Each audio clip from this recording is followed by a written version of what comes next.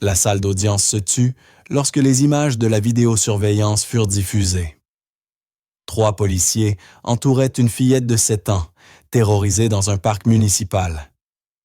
Puis, Maya Wright se leva sa prestance militaire, encore visible malgré ses vêtements civils. « C'est ma fille », dit-elle d'une voix calme et ferme. « Et maintenant, vous allez voir ce qui arrive quand on pourchasse l'enfant d'une femme formée à traquer les prédateurs. » Avant de plonger dans cette histoire puissante de justice et de protection, dites-nous dans les commentaires d'où vous nous regardez. Si vous croyez qu'il faut se lever contre l'injustice, surtout lorsqu'elle touche nos enfants, aimez cette vidéo et abonnez-vous à notre chaîne. Êtes-vous prêt à voir comment l'entraînement militaire d'une mère devient la plus grande arme de sa communauté contre la discrimination systémique? Cette histoire montre ce qui se passe quand ceux qui sont censés protéger deviennent des prédateurs et rencontrent une mère qui refuse d'être une proie. Le soleil printanier réchauffait la peau de Maya Wright alors qu'elle était agenouillée dans son jardin, replantant avec soin des semis de tomates anciennes tout en gardant un œil sur l'aire de jeu municipal visible depuis son jardin. Les éclats de rire de Zora, sa fille de 7 ans, s'élevaient parfois au-dessus du brouhaha des autres enfants, un rappel rassurant que tout allait bien dans le monde, soigneusement construit qu'elle partageait. À 34 ans, Maya avait travaillé dur pour établir cette vie civile, ordinaire à Saint-Maur-des-Fossés, une banlieue parisienne qui ne commençait que récemment à se diversifier. La décision de s'y installer 6 mois plus tôt n'avait pas été facile. Elle avait longuement étudié le quartier conscient de son passé, de résistance à l'arrivée de familles noires, mais la qualité exceptionnelle du secteur scolaire rendait le risque acceptable pour l'éducation de Zora. Depuis la mort de son mari James en Afghanistan, 3 ans plus tôt, un camarade d'armes dont l'hélicoptère avait été abattu lors d'une mission d'extraction, Maya avait porté seule la responsabilité de bâtir la stabilité de leur fille. Sa carrière militaire avait été remarquable à tous égards.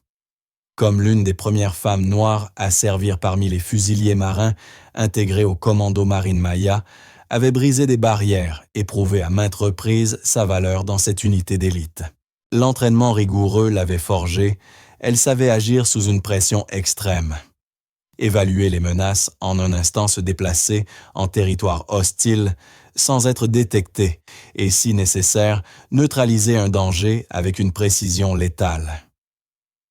Ces 12 années de service l'avaient menée dans des lieux que peu de Français verraient un jour accomplissant des missions qui ne figureraient jamais dans aucun rapport officiel. Mais Maya avait volontairement quitté cette vie lorsque James était tombée consciente que Zora avait besoin d'un parent au rythme prévisible avec un emploi sûr. Elle canalisait désormais sa rigueur et sa discipline dans l'administration hospitalière, où ses compétences en gestion de crise et son sens de la décision faisaient d'elle une étoile montante au centre hospitalier de Saint-Antoine.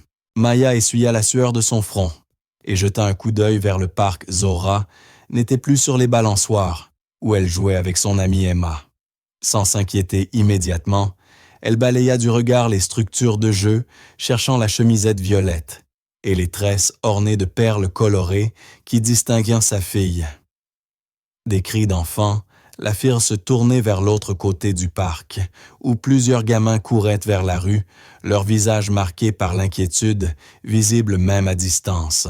Le cœur de Maya accéléra légèrement. Elle se leva d'instinct, s'essuya les mains sur son tablier de jardinage et continua à scruter le terrain avec méthode. « Zora », appela-t-elle en marchant vers la clôture qui séparait son jardin de l'espace vert communal. Une petite silhouette surgit alors par le portillon latéral. Zora courait à toute allure, le visage inondé de larmes, les vêtements sales et froissés. « Il me frappe.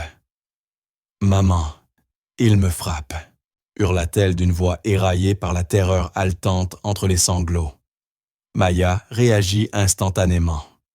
Son entraînement militaire prit le dessus, elle attrapa sa fille dans ses bras, tout en balayant les environs du regard, son corps se plaçant automatiquement pour la protéger. 3 policiers en uniforme apparurent à l'entrée du parc, l'un d'eux pointant du doigt vers le jardin de Maya avec une expression glaciale d'assurance autoritaire. Elle reconnut ce regard, celui d'un homme persuadé d'agir au nom du devoir. Serrant Zora contre elle, Maya remarqua une ecchymose naissante sur le bras de l'enfant, une éraflure saignant au genou de la terre, sur les vêtements comme si on l'avait jeté au sol. La rage qui monta en elle fut primitive maternelle, mais la discipline acquise en service la contint la rendit utile plutôt que dévastatrice. À l'intérieur maintenant, dit calmement Maya, en portant Zora vers la maison, tout en gardant les yeux sur les agents qui approchaient de la limite de sa propriété. Une fois la porte verrouillée, elle s'agenouilla devant sa fille tremblante. « Mon cœur, raconte-moi ce qui s'est passé vite. » Entre deux sanglots, Zora expliqua qu'elle jouait avec la nouvelle poupée d'Emma que son amie lui avait prêtée. Une autre mère, Karine Simon, dont la fille Lila fréquentait la même école primaire publique, l'avait accusée d'avoir volé le jouet. Malgré les protestations d'Emma, qui affirmait avoir prêté sa poupée à Zora Karine, avait tout de même appelé la police. Lorsque les agents étaient arrivés, ils s'étaient approchés de la fillette de manière brusque et menaçante. Effrayée, Zora s'était mise à courir. Ils l'avaient poursuivi l'un d'eux, lui saisissant le bras avec une telle brutalité qu'il y avait laissé des marques. Les coups violents frappés à la porte d'entrée interrompirent son récit. Des voix autoritaires exigeaient que Maya ouvre immédiatement. L'esprit de Maya passa aussitôt en mode tactique. 3 policiers armés à l'extérieur, un enfant traumatisé à l'intérieur, intentions incertaines, mais comportement déjà démontré d'usage excessif de la force contre une fillette de 7 ans. Son entraînement militaire lui offrait plusieurs options pour neutraliser la menace, mais son instinct maternel et sa conscience de citoyenne exigeaient d'autres choix. « Zora, monte dans ta chambre et n'en sors pas tant que je ne t'appelle pas », ordonna-t-elle doucement, d'une voix qui ne souffrait pourtant aucune discussion. Elle prit rapidement son téléphone, photographia les blessures de sa fille, activa le système de vidéosurveillance de la maison afin d'enregistrer toute l'interaction, puis redressa les épaules et se dirigea vers la porte. « Tu te souviens de ce que maman t'a appris ?» demanda-t-elle la main sur la poignée. Zora hocha la tête, les larmes coulant encore, mais un semblant de calme revenant sur son visage. « Parfois, il faut être courageuse d'une autre manière, » récita-t-elle. « C'est exact, » confirma Maya, dont l'expression se transforma en un masque impassible, dissimulant les calculs précis qui se déroulaient derrière ses yeux. « Et aujourd'hui, c'est exactement ce qu'on va faire. » Maya ouvrit la porte et découvrit 3 agents sur son perron. Le premier, un homme blanc au crâne rasé et à la posture agressive, portait une plaque indiquant « Brigadier-chef Daniel Dupont ». À ses côtés, un jeune policier blanc, gardien de la paix. Kevin Reno semblait mal à l'aise avec la situation, tandis que le troisième, un agent noir nommé Brigadier Marcus Washington, affichait une expression de conflit intérieur.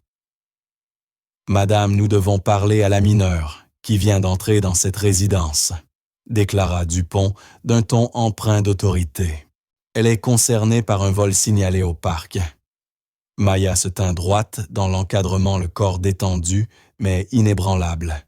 « Ma fille a 7 ans, » répondit-elle d'une voix volontairement posée.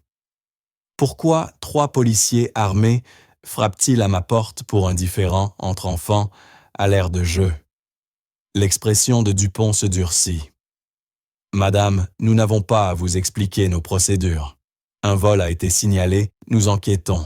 Veuillez vous écarter pour que nous puissions parler à l'enfant. » Maya remarqua que sa main se rapprochait subtilement de son holster, une technique d'intimidation qu'elle identifia aussitôt. « Brigadier-chef Dupont », dit-elle délibérément, en insistant sur son nom, pour montrer qu'elle observait chaque détail.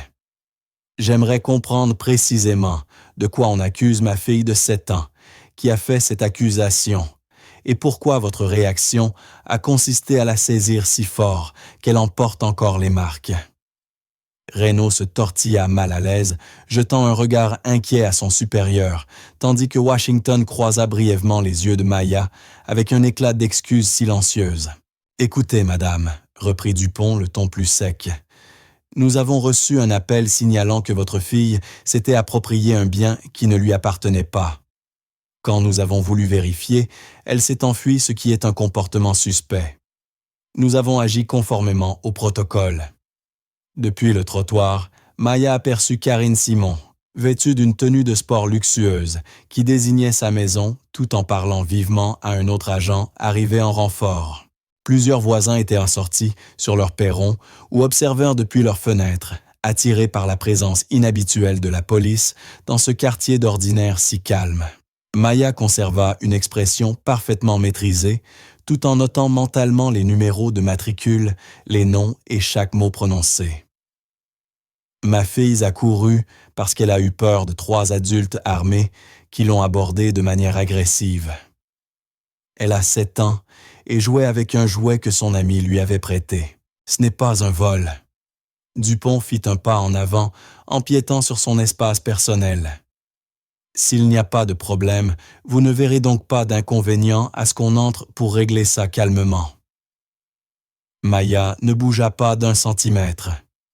Si j'y vois un inconvénient, vous n'avez ni mandat ni autorisation judiciaire pour pénétrer chez moi et vu comment vous avez déjà traumatisé mon enfant, je n'ai aucune raison de vous y autoriser.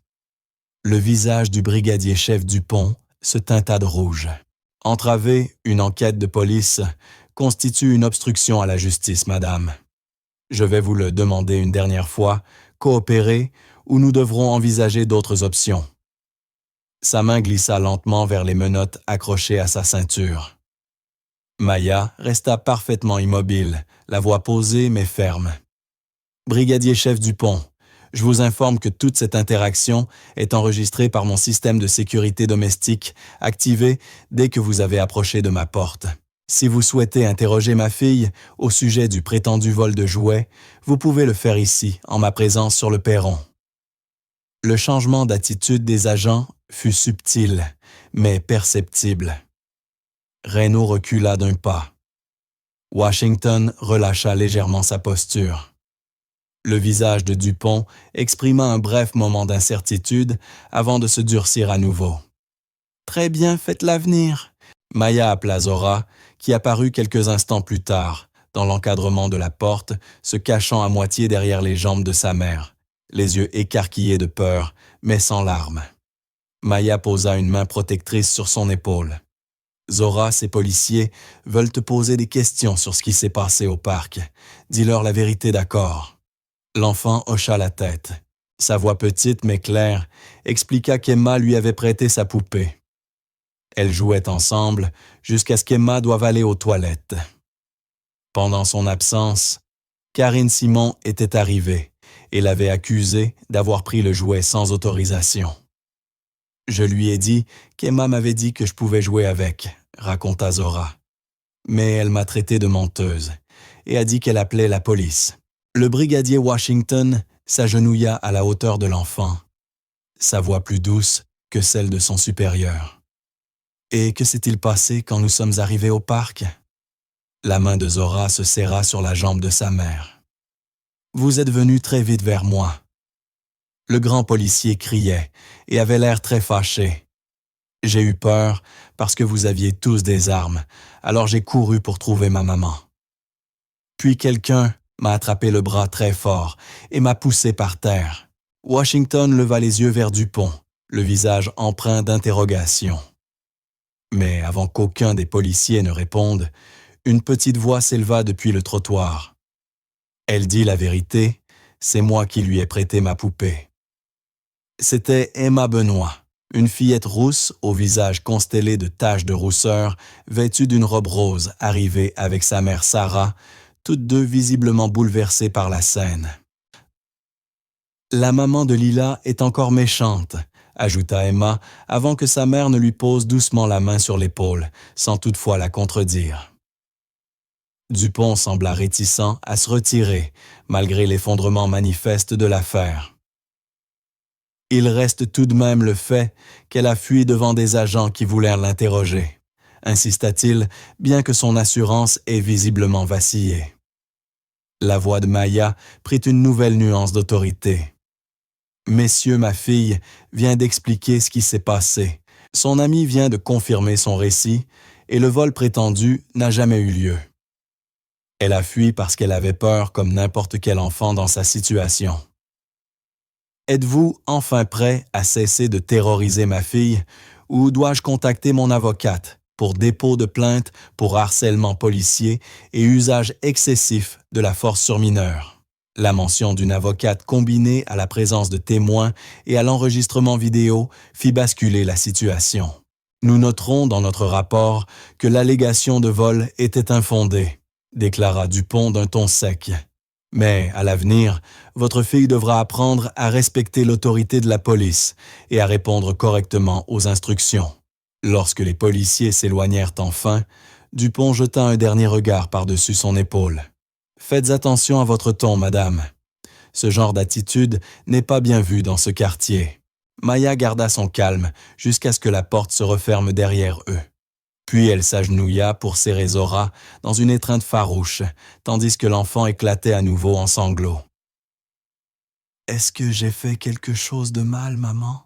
sanglota-t-elle, le corps encore tremblant du choc.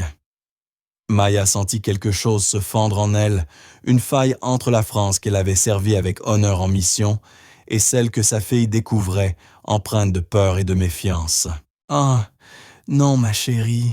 murmura-t-elle en caressant ses tresses, la voix stable, malgré la colère qui grondait en elle. « Tu n'as rien fait de mal. » Tandis qu'elle berçait son enfant traumatisé, son esprit recommençait déjà à dresser des cartes mentales, à répertorier les ressources disponibles, les alliés potentiels et les adversaires à venir. La guerrière longtemps enfouie sous l'identité de la civile s'éveillait à nouveau face à cette menace dirigée contre son enfant. « Ce n'est pas fini », pensa-t-elle, le regard dur, la planificatrice tactique, en elle rassemblant déjà les pièces de la campagne à venir. Loin de là. Le lendemain matin, Maya appela le service administratif du centre hospitalier de Saint-Antoine pour demander un congé personnel, une première depuis 2 ans qu'elle travaillait là. Sa réputation de gestionnaire imperturbable, celle qui avait rationalisé les protocoles du service d'urgence et mis en place des dispositifs primés de sécurité des patients, lui valait l'estime de tous. Peu de collègues connaissèrent son passé militaire.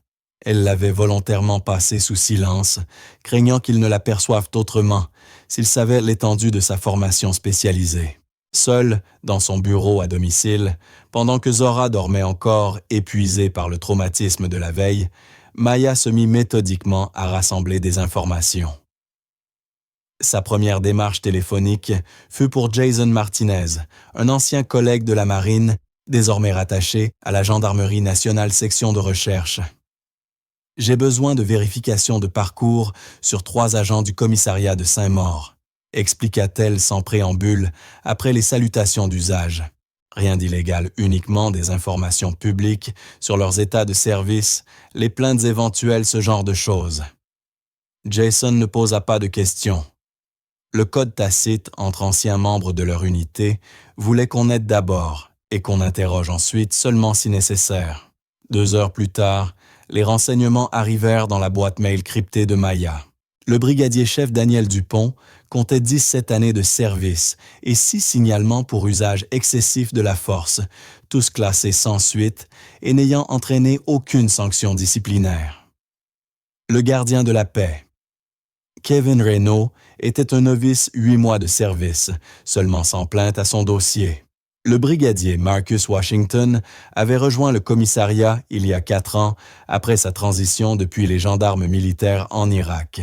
Le schéma se confirmait au fur et à mesure que Maya structurait son portrait renseignementiel.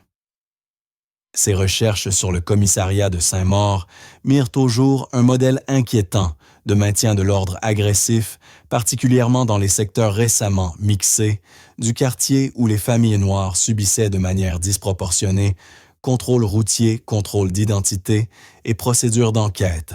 Le commissariat n'avait pas d'instance de contrôle citoyen, alors même que le département avait récemment recommandé de telles mesures après plusieurs interpellations controversées dans des communes voisines. Son appel suivant fut pour maître Rachel Diaz, ancienne coéquipière, devenue avocate spécialisée en droit civique après sa sortie du service.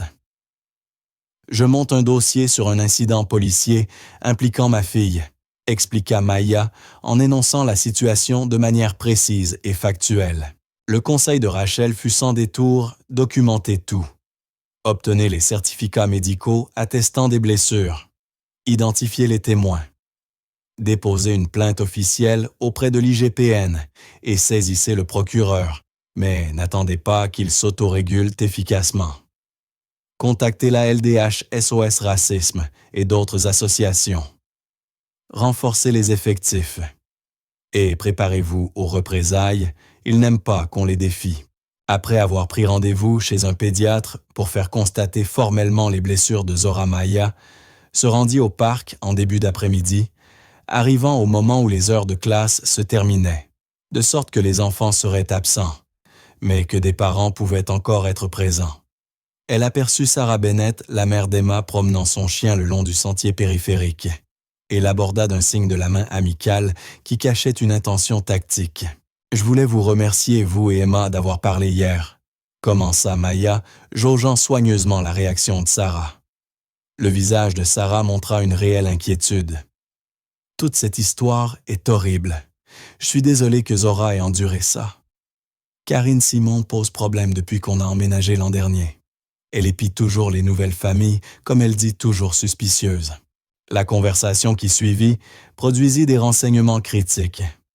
Karine avait appelé la police au moins 4 autres fois contre des habitants noirs ces derniers mois pour des comportements finalement ordinaires. Jogging, prendre des photos d'un bien à vendre, livrer des colis en tenue civile. Sarah fournit les noms d'autres voisins, témoins de ces faits, constituant un motif documentable pour Maya. À la fin de leur échange, Sarah ajouta avec hésitation « Je devrais vous dire qu'il y a un groupe Facebook du quartier où Karine et d'autres ont déjà posté au sujet d'hier, en présentant cela comme la police a évité un vol et comme des éléments extérieurs qui créent des troubles dans notre communauté. Certains d'entre nous ont riposté, mais vous devez savoir quelle narration ils essaient de construire. » Maya la remercia et ajouta mentalement la surveillance des réseaux sociaux à son dispositif de collecte d'informations.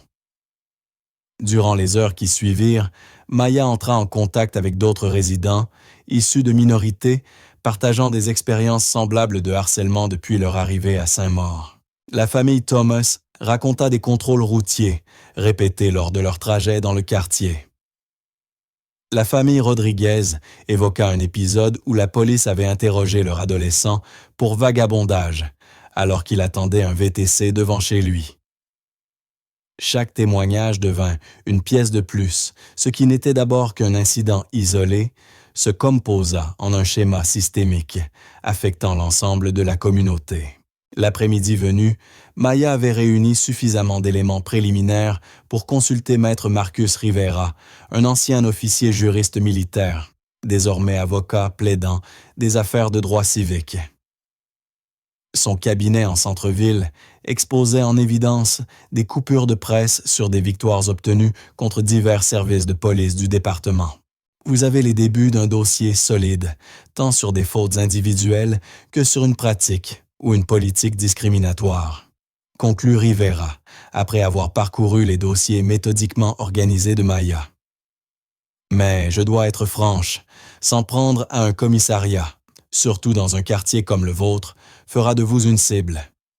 Ils fouilleront votre passé, surveilleront vos déplacements, chercheront des leviers pour vous décrédibiliser.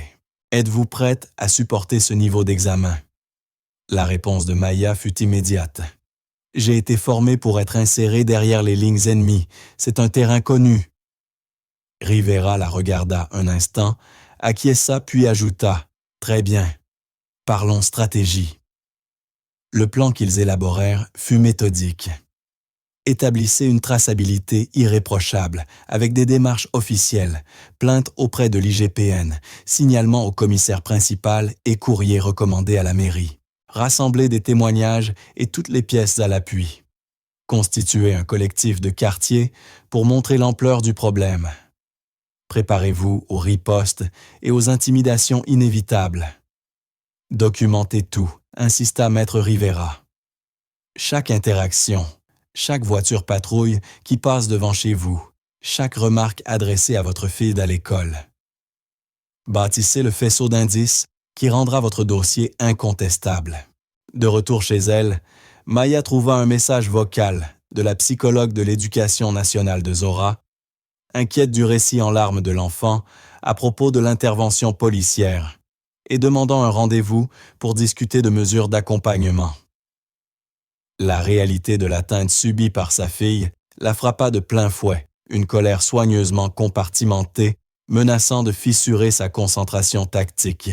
Ce soir-là, après avoir couché Zora avec des histoires supplémentaires et des paroles rassurantes, Maya s'accorda enfin un moment privé pour affronter ses propres émotions. Assise seule dans son bureau, à domicile entourée des preuves recueillies et des schémas stratégiques tracés. Maya Wright vétérane, décorée guerrière, disciplinée et mère dévouée, laissa enfin venir les larmes, la rage, la peur, l'épuisement, jusqu'à l'os de devoir naviguer dans des systèmes qui regardaient en sa fille avec suspicion plutôt qu'avec protection. Tout s'écoula en sanglots muets et tremblants que personne d'autre ne verrait. Lorsque la vague émotionnelle se retira, Maya s'essuya le visage, se redressa et revint à ses documents de planification avec une détermination renouvelée. Le lendemain soir, Maya organisa la première réunion stratégique dans son salon, réunissant des voisins qui avaient subi des harcèlements similaires, des parents préoccupés par la sécurité de leurs enfants et des habitants déterminés à exiger des comptes. Tandis que chacun partageait son histoire et esquissait des plans d'action, Maya s'adressa au groupe d'une voix calme mais souveraine. « Ils sont venus pour mon enfant. Je ne les laisserai pas venir pour ceux des autres. Avez-vous déjà été témoin d'une injustice en vous sentant impuissant à l'arrêter? Dites-le en commentaire. Si vous pensez que les parents n'ont pas seulement le droit, mais le devoir de riposter quand leurs enfants sont maltraités par des autorités, likez cette vidéo.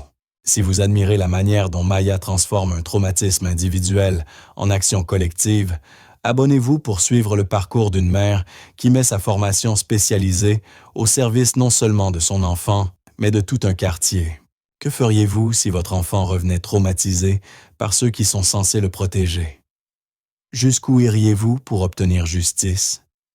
Et comment le courage individuel peut-il devenir une force collective? Poursuivons cette histoire d'une mère qui refuse de laisser l'injustice s'installer. Les enregistrements du système de sécurité domestique tournaient sur l'ordinateur portable de Maya. Les images en haute définition montraient clairement l'approche agressive des agents jusqu'à sa porte et les tactiques d'intimidation subtiles mais indéniables du brigadier-chef Dupont. Maya avait passé des heures à améliorer des images clés, révélant l'usage disproportionné de la force à relever les horodatage et à construire une chronologie détaillée, recoupant les témoignages collectés. La table de sa salle à manger s'était muée en centre d'opération dossier, classé plan du quartier, annoté des lieux d'incident tableau blanc, listant les objectifs stratégiques.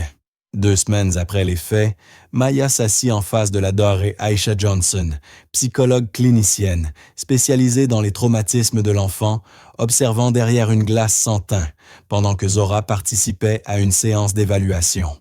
Elle présente des signes nets de réaction de stress aigu, expliqua doucement la psychologue.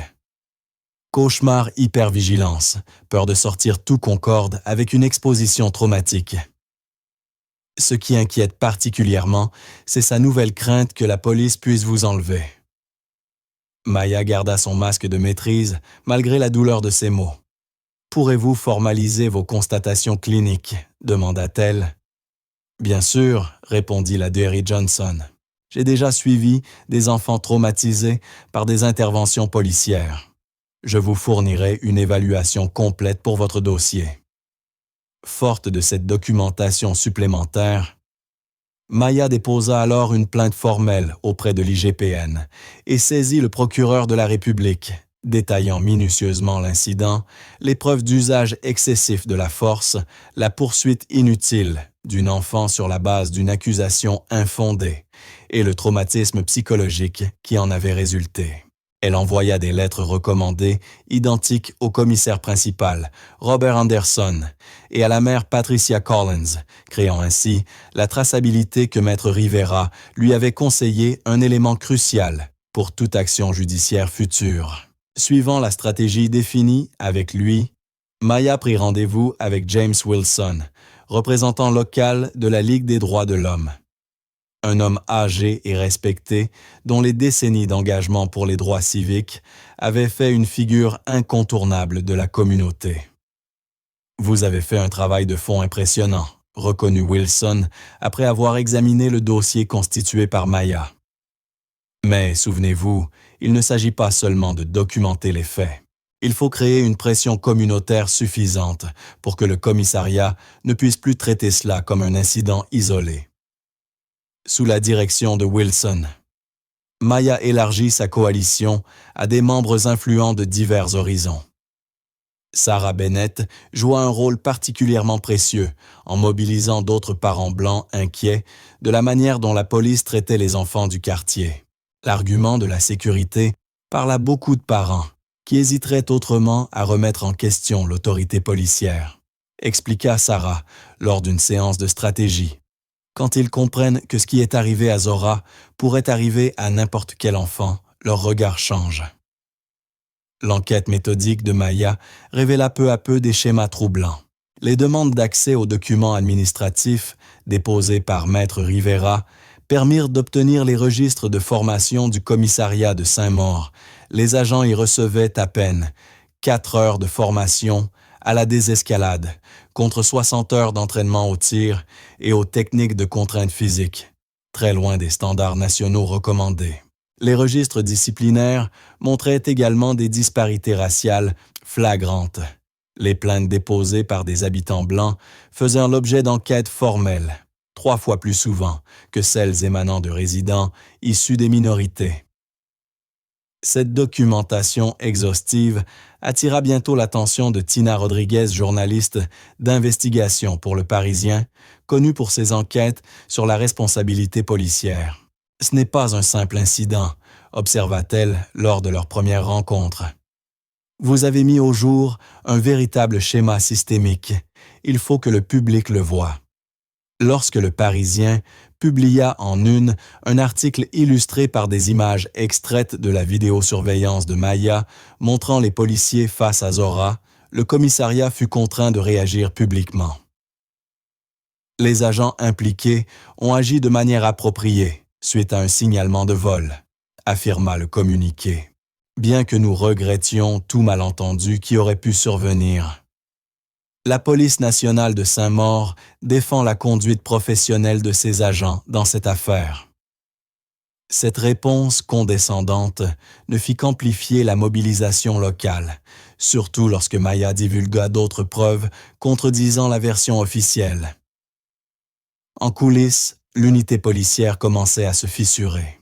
Grâce à une collecte d'informations discrète, Maya apprit que les agents Reno et Washington subissaient des pressions internes pour faire bloc et défendre Dupont malgré leurs doutes sur sa conduite.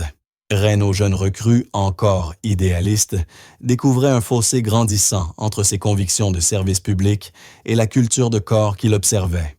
Washington, dont le passé militaire le rapprochait de Maya, se retrouvait pris entre sa loyauté envers ses collègues et son malaise face aux pratiques discriminatoires du commissariat. La pression sur Maya s'intensifia à mesure que sa campagne gagnait en visibilité. Des voitures de patrouille commencèrent à stationner avec une fréquence suspecte dans sa rue, parfois des heures durant, juste en face de sa maison. Les réseaux sociaux se remplirent de menaces à peine voilées et d'attaques personnelles lancées depuis des comptes anonymes, pro-police, mettant en doute son patriotisme malgré son service militaire. Karine Simon devint de plus en plus virulente, lançant une campagne « Soutenons nos policiers », visant explicitement à discréditer le collectif de Maya. Ces tactiques d'intimidation ne firent que confirmer à Maya que son action produisait un véritable impact. Faisant appel à son expérience en contre-surveillance militaire, elle nota soigneusement chaque véhicule de patrouille passant devant chez elle, consignant heure numéro d'immatriculation et identité visible des agents.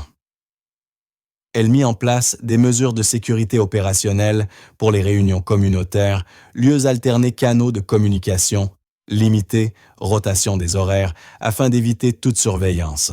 Lorsque la directrice académique Sharon Davis la contacta au sujet des difficultés persistantes de Zora. Absentéisme, anxiété croissante. Maya saisit l'occasion pour évoquer un problème plus large, l'impact des interventions policières sur plusieurs élèves du secteur au-delà de sa propre fille. « Ce n'est pas seulement à propos de ma fille », expliqua Maya lors de leur rencontre. Les enfants de tout le district apprennent des leçons dangereuses sur qui est protégé et qui est surveillé dans notre communauté. L'inspectrice académique, d'abord réticente à se mêler d'une affaire impliquant la police, devint plus attentive après avoir entendu des inquiétudes similaires émanant d'autres parents et enseignants. 3 semaines après le lancement de la campagne de Maya, une percée survint d'une source inattendue. Le brigadier Marcus Washington prit contact par l'intermédiaire d'un tiers pour demander une rencontre confidentielle. Dans un petit café à 20 minutes de Saint-Maur-des-Fossés, il remit à Maya une information interne cruciale. Il y a un groupe WhatsApp où certains agents partagent des messages sur les zones à cibler pour des patrouilles renforcées, expliqua-t-il à voix basse.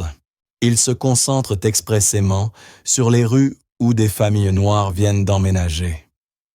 Dupont fait partie des principaux instigateurs, mais la culture vient de plus haut.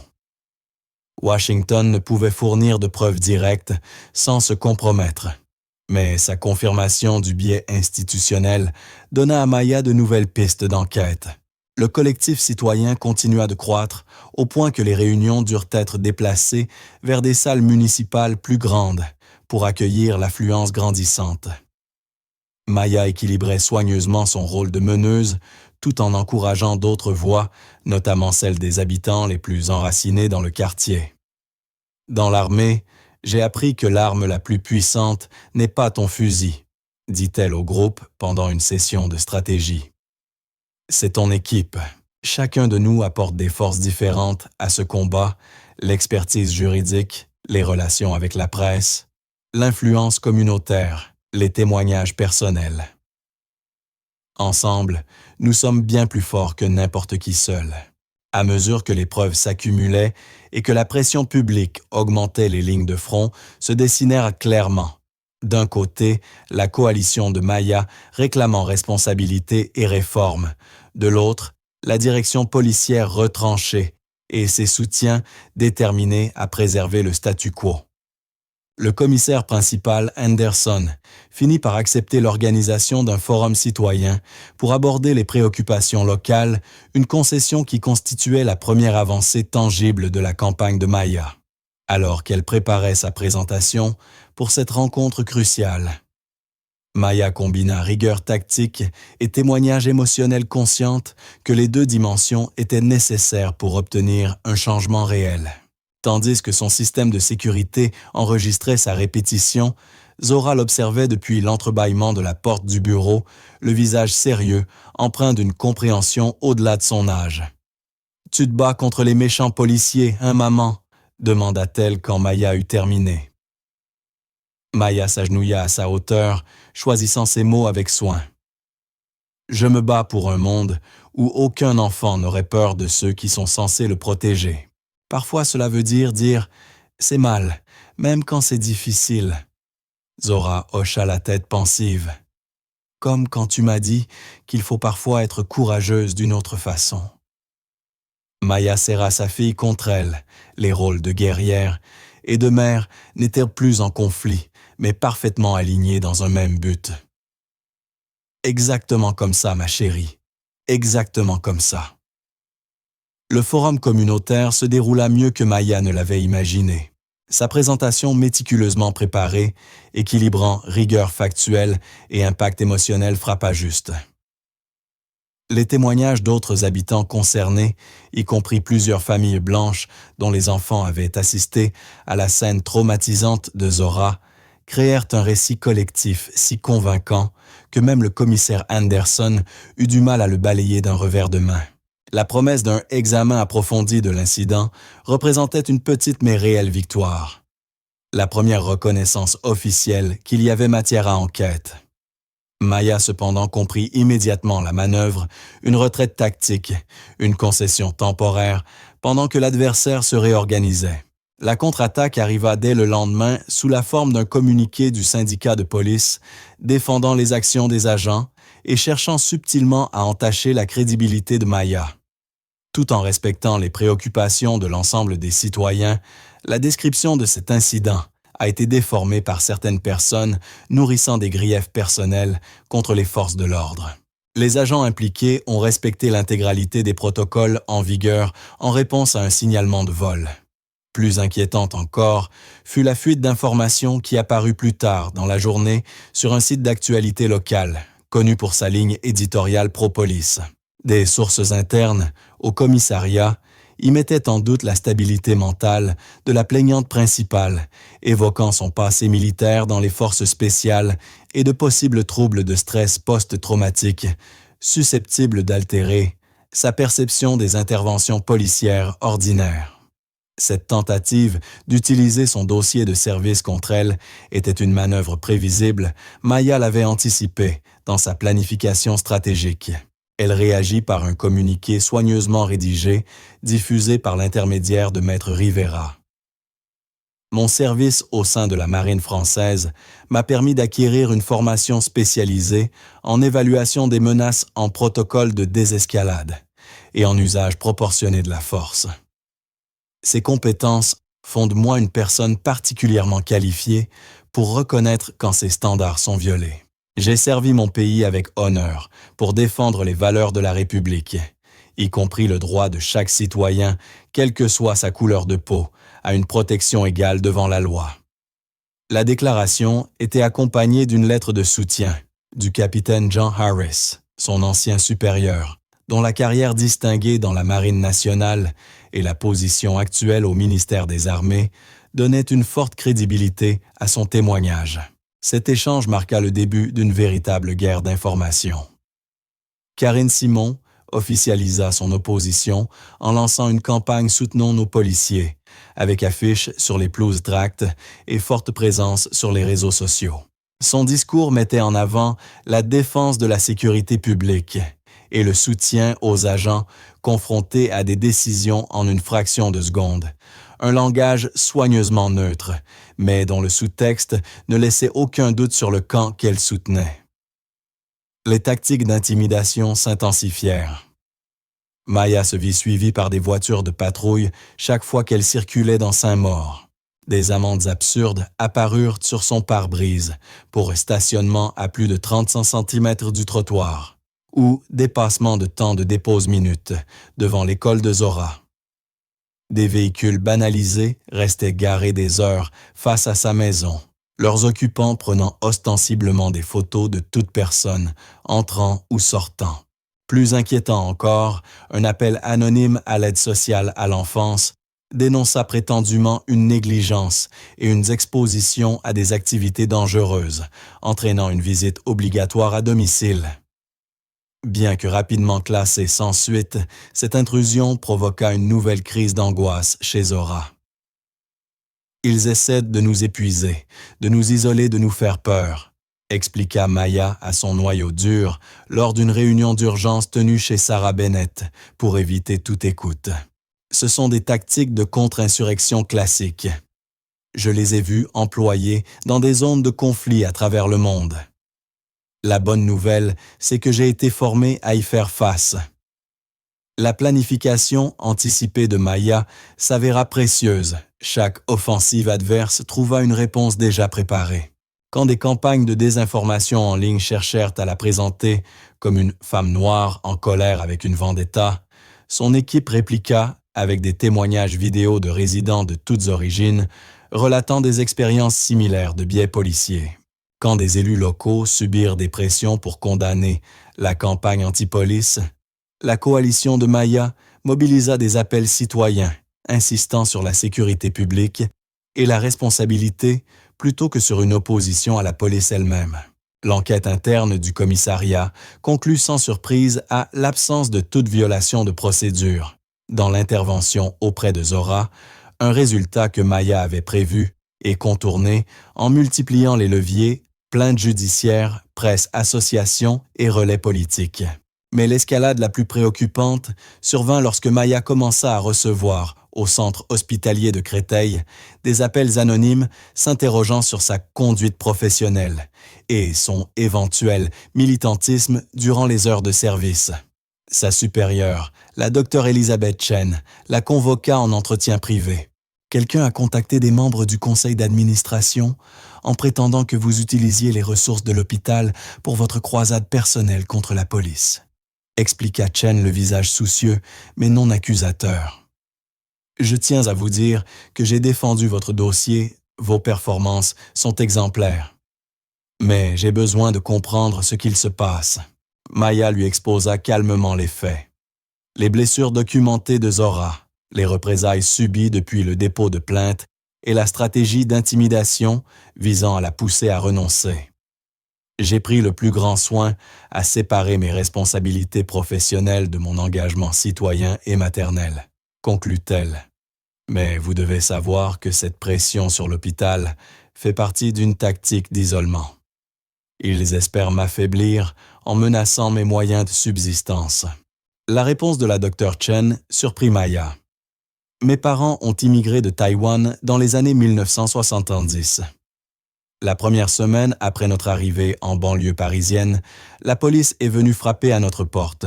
Des voisins avaient signalé des Asiatiques suspects. Certaines choses ont moins changé qu'on aimerait le croire. L'hôpital vous soutient, Maya. Cet appui inattendu de son lieu de travail élimina une vulnérabilité majeure et permit à Maya de se concentrer sur la prochaine phase de sa campagne. Un entretien stratégique avec le Parisien lui donna l'occasion de reformuler le récit en mettant en avant son service militaire plutôt que de le laisser être instrumentalisé contre elle. J'ai juré de protéger ce pays contre tous ses ennemis extérieurs comme intérieurs, déclara-t-elle posément pendant l'interview. Ce serment n'a pas expiré lorsque j'ai quitté le service actif. Quand les systèmes censés protéger tous les citoyens finissent par en blesser certains à cause de leur couleur de peau irrémédiée, c'est prolonger ce service au nom des principes mêmes de la République. L'interview suscita un large soutien public, notamment au sein des associations d'anciens combattants qui rejetèrent fermement l'idée que le service militaire puisse être perçu comme un handicap plutôt qu'un atout. Plusieurs organisations vétéranes publièrent des déclarations appuyant le droit de Maya à défendre sa fille et sa communauté, créant ainsi une situation délicate pour un commissariat qui cherchait à se présenter comme patriote tout en attaquant une vétérane décorée. Sarah Bennett devint un pilier essentiel de la coalition, jouant un rôle décisif dans la réduction des tensions raciales au sein du quartier. En tant que mère blanche, j'ai le privilège d'être crue quand je dis que ce n'est pas une attaque contre la police, mais une défense de nos enfants, expliqua-t-elle lors d'une réunion publique. Quand j'explique à mes voisins que ce qui est arrivé à Zora pourrait arriver à Emma ou à n'importe quel autre enfant, cela change complètement leur perception. La percée la plus décisive survint lorsque le brigadier Marcus Washington, de plus en plus mal à l'aise face aux tentatives d'étouffement interne, commença à transmettre des informations cruciales par des canaux sécurisés mis en place par l'équipe de Maya. Ces renseignements sur les stratégies de riposte du commissariat permirent à la coalition d'anticiper et de contrer chaque manœuvre adverse avant qu'elle ne prenne de l'ampleur. La tension monta d'un cran lorsque la maison de Maya fut vandalisée, des insultes raciales et menaces peintes à la bombe sur sa porte de garage. Traîtres à leur race, dégagés. Un message clairement adressé à elle et à ses alliés blancs. La réaction du quartier fut immédiate et puissante. En quelques heures, des voisins de toutes origines arrivèrent avec des seaux, des pinceaux et repeignirent le garage ensemble. Ils mirent en place une surveillance de quartier improvisée pour protéger Maya et Zora. Ce que les opposants avaient voulu comme intimidation devint au contraire un moment d'unité galvanisant, resserrant les liens communautaires. Lorsque le commissaire Anderson annonça en conférence de presse que l'enquête interne n'avait révélé aucune faute policière, Maya riposta avec une contre-enquête parallèle, un dossier complet comprenant vidéopreuves, matériel, certificats médicaux, témoignages et analyses d'experts, contredisant la version officielle. Peu après, le commissariat tenta une approche discrète, une offre de règlement à l'amiable, incluant une clause de confidentialité. La réponse de Maya fut catégorique. Il ne s'agit pas d'argent. Il s'agit de justice et de changement. Les médias locaux, d'abord sceptiques, commencèrent à changer de ton, à mesure que les preuves s'accumulaient et que le soutien communautaire s'élargissait. Des organisations nationales de défense des droits civiques se joignirent au mouvement, offrant ressources et appuis juridiques, conscientes du potentiel de ce dossier pour établir un précédent majeur en matière de responsabilité policière. Sous cette pression croissante, le commissariat adopta une nouvelle tactique, proposer un accord financier accompagné de révisions internes mineures, tout en maintenant qu'aucune faute n'avait été commise. Ils veulent enterrer l'affaire, expliqua Maître Rivera pendant une réunion stratégique. Ils sont prêts à payer pour la faire disparaître, mais pas à reconnaître les problèmes de fond, ni à réformer réellement leurs pratiques. Maya resta inflexible. Nous n'avons pas fait tout ce chemin pour accepter des changements de façade. Ils doivent comprendre que cette communauté n'acceptera rien de moins qu'une transformation réelle. À mesure que la campagne atteignait un tournant décisif, Maya activa ses réseaux nationaux d'anciens militaires, dont beaucoup occupaient désormais des postes influents dans les sphères gouvernementales, médiatiques ou associatives. Leur expertise et leurs moyens renforcèrent considérablement sa position, bouleversant un rapport de force jusque-là inégal, une mère seule contre un commissariat entier. La bataille était loin d'être terminée, mais les données stratégiques avaient changé. Ce qui avait commencé comme une tentative d'intimidation s'était mué en campagne coordonnée pour la transparence et la réforme menée par une femme dont la discipline militaire, la lucidité morale et la stratégie méthodique avaient transformé un affrontement asymétrique en mouvement citoyen d'envergure. 3 mois après le début du combat, Maya se tenait dans sa salle de bain à 2 heures du matin, fixant son reflet dans le miroir. Le visage qui lui renvoyait son regard portait les marques d'une fatigue qu'elle dissimulait le jour, les cernes discrets, la tension autour des lèvres, le creux de ses joues, après trop de repas sautés entre réunions stratégiques et mobilisations communautaires. Les signes physiques de l'épuisement restaient ingérables. L'armée l'avait formée à fonctionner, malgré le manque de repos et la privation. Mais les effets psychologiques commençaient à peser. Hypervigilance constante. Vérification répétée des dispositifs de sécurité sommeil, fragmentés, où son esprit continuait à élaborer des plans tactiques, même dans le demi-rêve. Et cette solitude du commandement. Ce poids qu'elle ne pouvait partager avec personne. Elle avait remarqué que Zora l'observait avec une inquiétude croissante. La sensibilité intuitive de sa fille captant les tensions qu'elle croyait cachées. Cet après-midi-là, Zora lui avait demandé d'une voix tremblante. « Tu es malade, maman? Tu as l'air fatiguée tout le temps maintenant. » La question frappa Maya comme un coup. Elle comprit avec une clarté douloureuse que malgré tous ses efforts pour cloisonner sa lutte, le combat commençait à atteindre sa fille. Elle prit son téléphone, vérifia l'heure en Virginie, puis composa un numéro qu'elle n'appelait presque jamais, mais qu'elle tenait toujours à jour.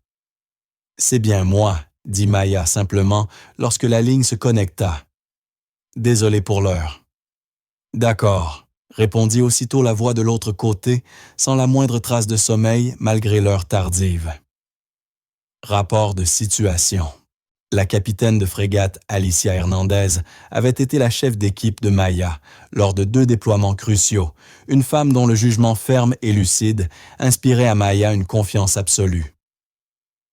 Engagée dans une opération domestique prolongée avec forte opposition, répondit Maya, retombant instinctivement dans le jargon concis qu'elles avaient développé au fil des années de service.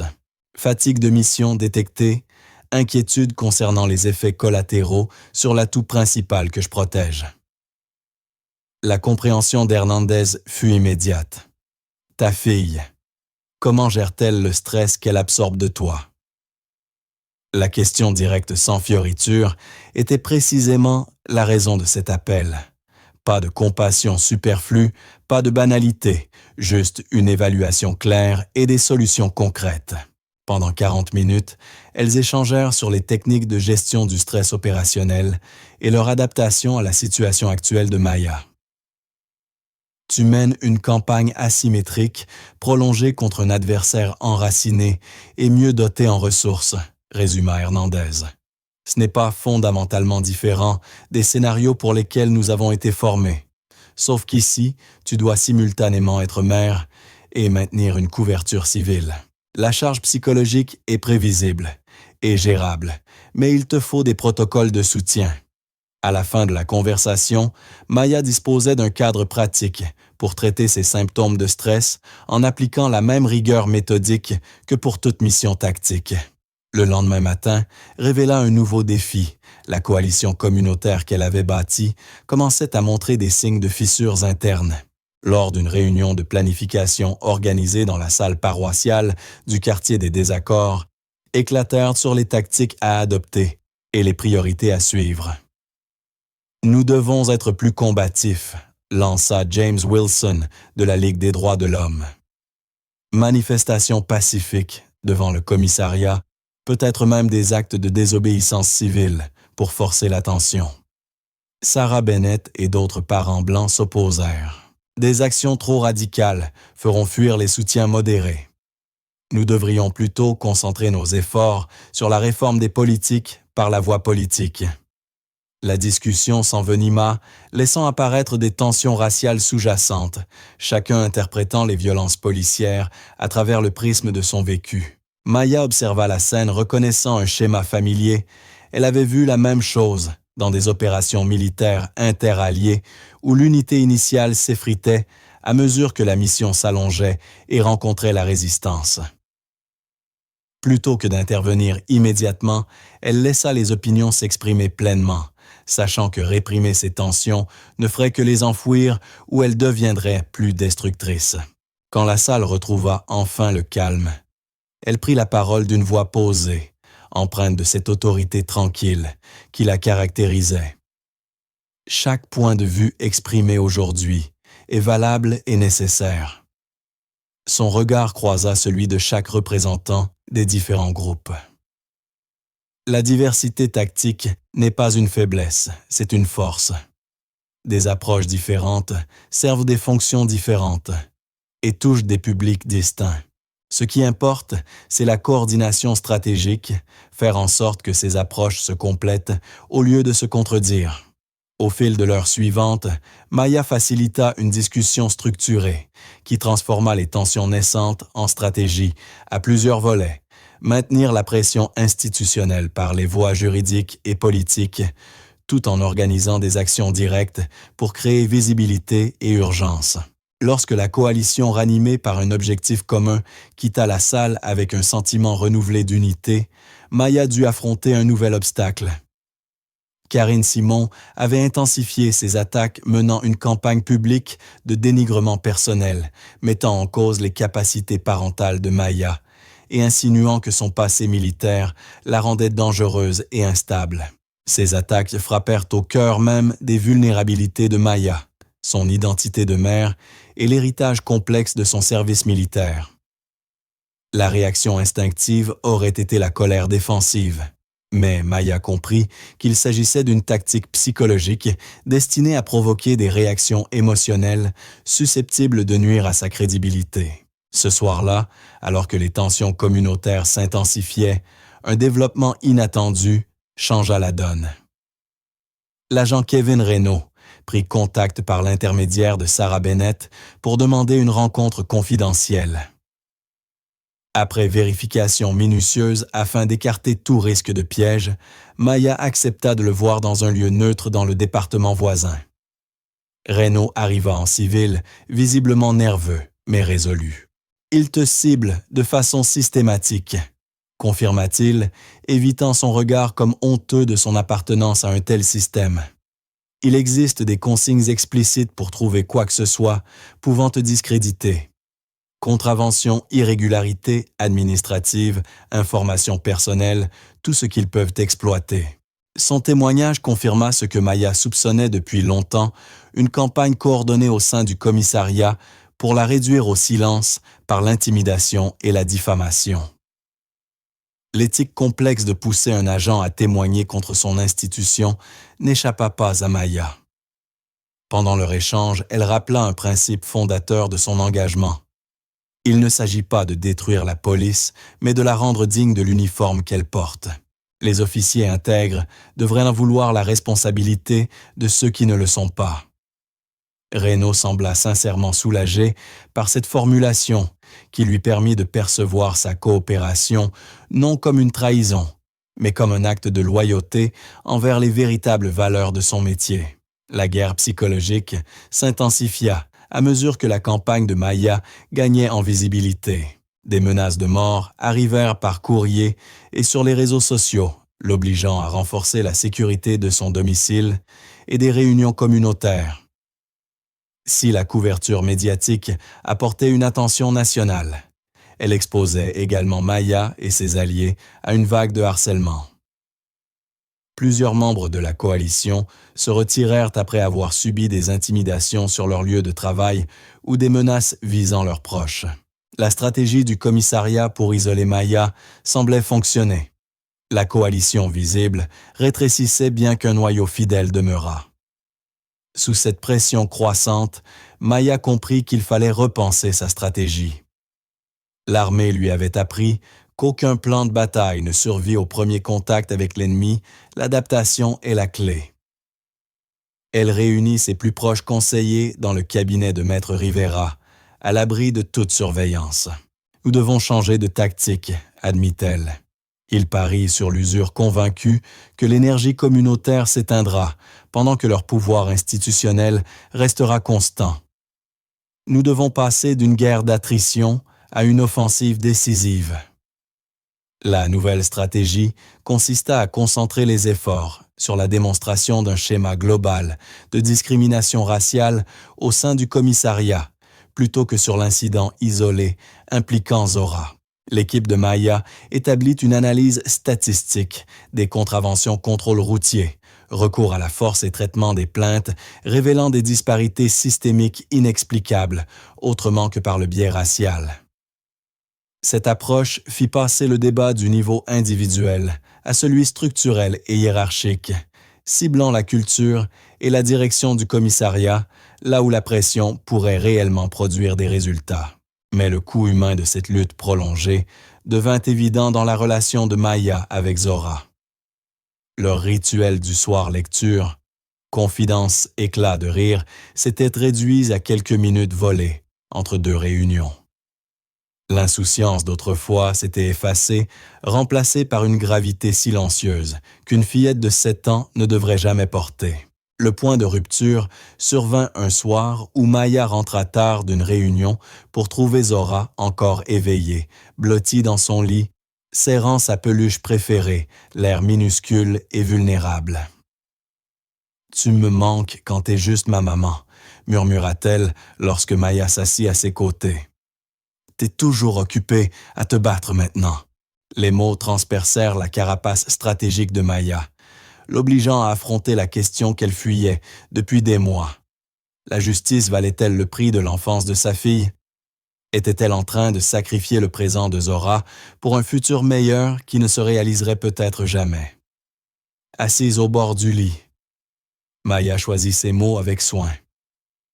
Moi aussi, tu me manques, ma chérie, plus que tu ne peux l'imaginer. Elle passa doucement sa main dans les tresses de sa fille, un geste tendre, chargé de tout l'amour et de toute la fatigue d'une mère soldate qui luttait sur deux fronts, celui du monde et celui de son propre cœur. Je peux te dire quelque chose d'important, quelque chose que j'ai appris dans la marine. Zora hocha la tête, les yeux grands ouverts, fascinés par cette rare allusion au passé militaire de sa mère. J'ai appris que parfois, les batailles les plus difficiles ne sont pas celles qu'on mène pour soi, mais celles qu'on mène pour que d'autres n'aient pas à affronter les mêmes épreuves. Ce qui t'est arrivé au parc était mal, et si nous ne nous levons pas pour le dire, cela continuera d'arriver à d'autres enfants. Zora réfléchit longuement, avec ce sérieux qui lui donnait parfois l'air plus âgé que ses 7 ans. « Alors, tu m'apprends à être courageuse, maman ?» demanda-t-elle sans reproche, simplement pour comprendre un monde trop complexe. « Oui, » répondit Maya, sentant les larmes lui monter aux yeux pour la première fois depuis des mois. « J'essaie de t'apprendre que le courage ne veut pas toujours dire se battre sur le moment. Parfois, c'est avoir la force de se lever après et dire « c'était mal et ça doit changer ». Cette conversation marqua un tournant psychologique pour Maya. Plutôt que de continuer à séparer ses rôles de mère et de militante, elle commença à les intégrer consciemment, associant Zora à des discussions adaptées à son âge sur la campagne et préservant du temps pour leurs activités de mère et fille, quelles que soient les pressions extérieures. Cette intégration apporta à Maya une nouvelle clarté, la faisant passer d'une posture défensive à une stratégie proactive. En collaboration avec Maître Rivera et les membres restants de la coalition, elle prépara un dossier complet sur les schémas de discrimination raciale au sein du commissariat, étayant chaque accusation par une documentation rigoureuse et des analyses d'experts. Plutôt que de réagir aux initiatives de la police, elle commença à dicter le rythme des événements en diffusant stratégiquement des informations aux responsables politiques et aux médias. Le changement tactique le plus décisif fut sa décision de soumettre officiellement le dossier au procureur général de l'État, demandant l'ouverture d'une enquête pour discrimination systémique, contournant ainsi les autorités locales et portant l'affaire au niveau étatique. En parallèle, Maya prêta davantage attention à son équilibre psychologique, intégrant les techniques de gestion du stress recommandées par Hernandez et reconnaissant que son efficacité d'avocate dépendait de son bien-être de femme et de mère. La bataille était loin d'être gagnée, mais l'union entre son entraînement militaire et son instinct maternel avait forgé une approche durable pour une lutte désormais passée d'un incident isolé à une campagne pour un changement structurel. Avez-vous déjà mené un combat devenu bien plus vaste que vous ne l'aviez prévu? Si vous pensez qu'il arrive un moment où défendre ce qui est juste exige des sacrifices qui touchent même ceux qu'on cherche à protéger, laissez un commentaire. Si vous admirez la détermination de Maya, qui concilie ses rôles de guerrière et de mère tout en affrontant l'injustice systémique, abonnez-vous pour suivre la suite de cette histoire. Quel prix seriez-vous prêt à payer pour changer un système injuste? Comment équilibrer nos responsabilités immédiates envers ceux qu'on aime, avec notre devoir de bâtir un monde meilleur pour tous les enfants? Les prochaines décisions de Maya allaient déterminer non seulement l'avenir de sa fille, mais aussi celui de toute une communauté face à ceux censés la protéger. L'annonce officielle du procureur général de l'État de Géorgie tomba un mardi matin, exactement 4 mois après que Zora eut couru en larmes dans le jardin de sa mère. Le bureau du procureur général a ouvert une enquête formelle sur d'éventuelles pratiques policières discriminatoires au sein du commissariat de Saint-Maur. Le communiqué évoquait des preuves documentaires substantielles fournies par des membres de la communauté. Une formulation neutre, mais qui reconnaissait implicitement la solidité du dossier préparé par Maya. En quelques heures, le commissaire Anderson convoqua une conférence de presse d'urgence. Son assurance habituelle paraissait ébranlée, tandis qu'il dénonçait une ingérence injustifiée de l'État dans les affaires locales et défendait l'intégrité du service de police. Nos agents appliquent des protocoles stricts destinés à protéger tous les citoyens de manière égale, déclara-t-il, mais le léger tremblement dans sa voix trahissait qu'il savait au fond que les preuves racontaient une autre histoire. Cette enquête représente une réponse malheureuse à une campagne de désinformation orchestrée par des individus nourrissant des rancunes personnelles contre certains agents. Le ton défensif de cette déclaration révéla pourtant ce que le commissariat savait désormais. Le terrain stratégique avait basculé sous ses pieds. Ce qui n'avait commencé que comme la plainte d'une mère face à un incident isolé, s'était transformé en enquête, à l'échelle de l'État, avec le potentiel de bouleverser en profondeur le fonctionnement du service. Depuis son bureau de l'hôpital, Maya regardait la conférence de presse en direct, son visage impassible, ne laissant rien paraître de la satisfaction prudente qu'elle ressentait à cette première victoire majeure. La reconnaissance officielle de ces accusations par les autorités étatiques changeait complètement le rapport de force, elle conférait une légitimité institutionnelle à des revendications jusque-là rejetées comme subjectives ou exagérées. Les répercussions furent immédiates et significatives. Le brigadier-chef Dupont fut placé en congé administratif dans l'attente des conclusions, une mesure que la préfecture présenta comme procédure standard et non comme un aveu de faute. Plusieurs cadres du commissariat commencèrent à prendre leur distance avec les agents les plus agressifs, se repositionnant subtilement comme de futurs réformateurs, plutôt que comme défenseurs du statu quo. Le lendemain, un allié inattendu fit surface. Thomas Jenkins, ancien commissaire principal, ayant dirigé le service avant Anderson, publia un communiqué de soutien à l'enquête. Une bonne police exige la responsabilité, déclara-t-il avec fermeté.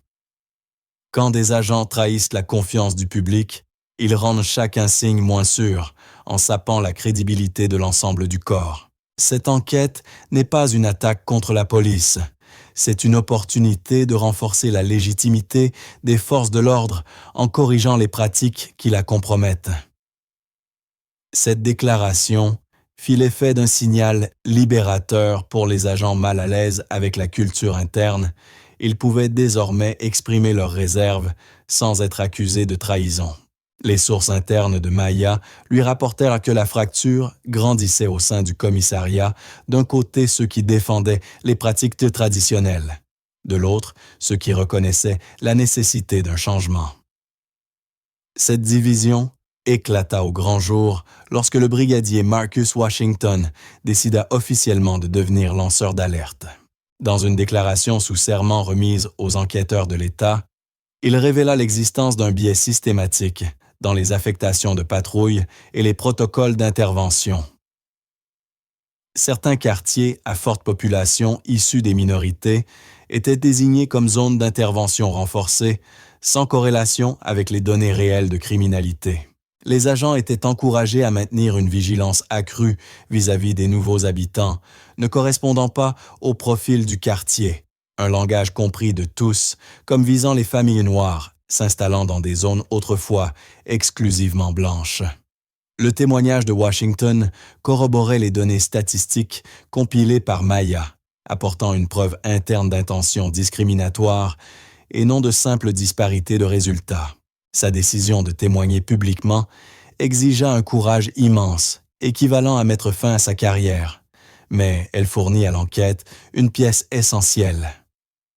Maya, consciente du prix que paierait Washington, avait anticipé cette étape avec l'aide d'associations de défense des droits civiques. Elle avait mis en place un réseau de protection juridique et professionnelle pour les agents prêts à témoigner. Cette structure se révéla cruciale. D'autres policiers commencèrent à fournir des informations en toute confidentialité, sachant qu'ils ne seraient plus seuls face aux représailles. Même Karine Simon, jusque-là inflexible dans son opposition, commença à montrer des signes de fissure. L'élément déclencheur vint des enfants. Emma continuait de demander pourquoi elle ne voyait plus Zora, troublée par les conflits d'adultes qui les séparaient. Après plusieurs semaines, Sarah Bennett approcha Maya avec une proposition prudente. Emma aimerait revoir Zora. Je sais que c'est compliqué à cause de Karine, mais les filles se manquent. Peut-être pourrions-nous organiser quelque chose chez nous en terrain neutre. La première réaction de Maya fut protectrice. Zora souffrait encore de séquelles du traumatisme, même si la docteure Johnson insistait sur l'importance de reconstruire des liens sociaux normaux. Après discussion avec sa fille, qui manifesta une envie timide mais sincère de revoir son amie Maya, accepta un rendez-vous encadré au domicile des Bennett. Personne ne s'attendait à ce que Karine Simon vienne en personne déposer Emma au lieu de l'envoyer avec son mari comme prévu.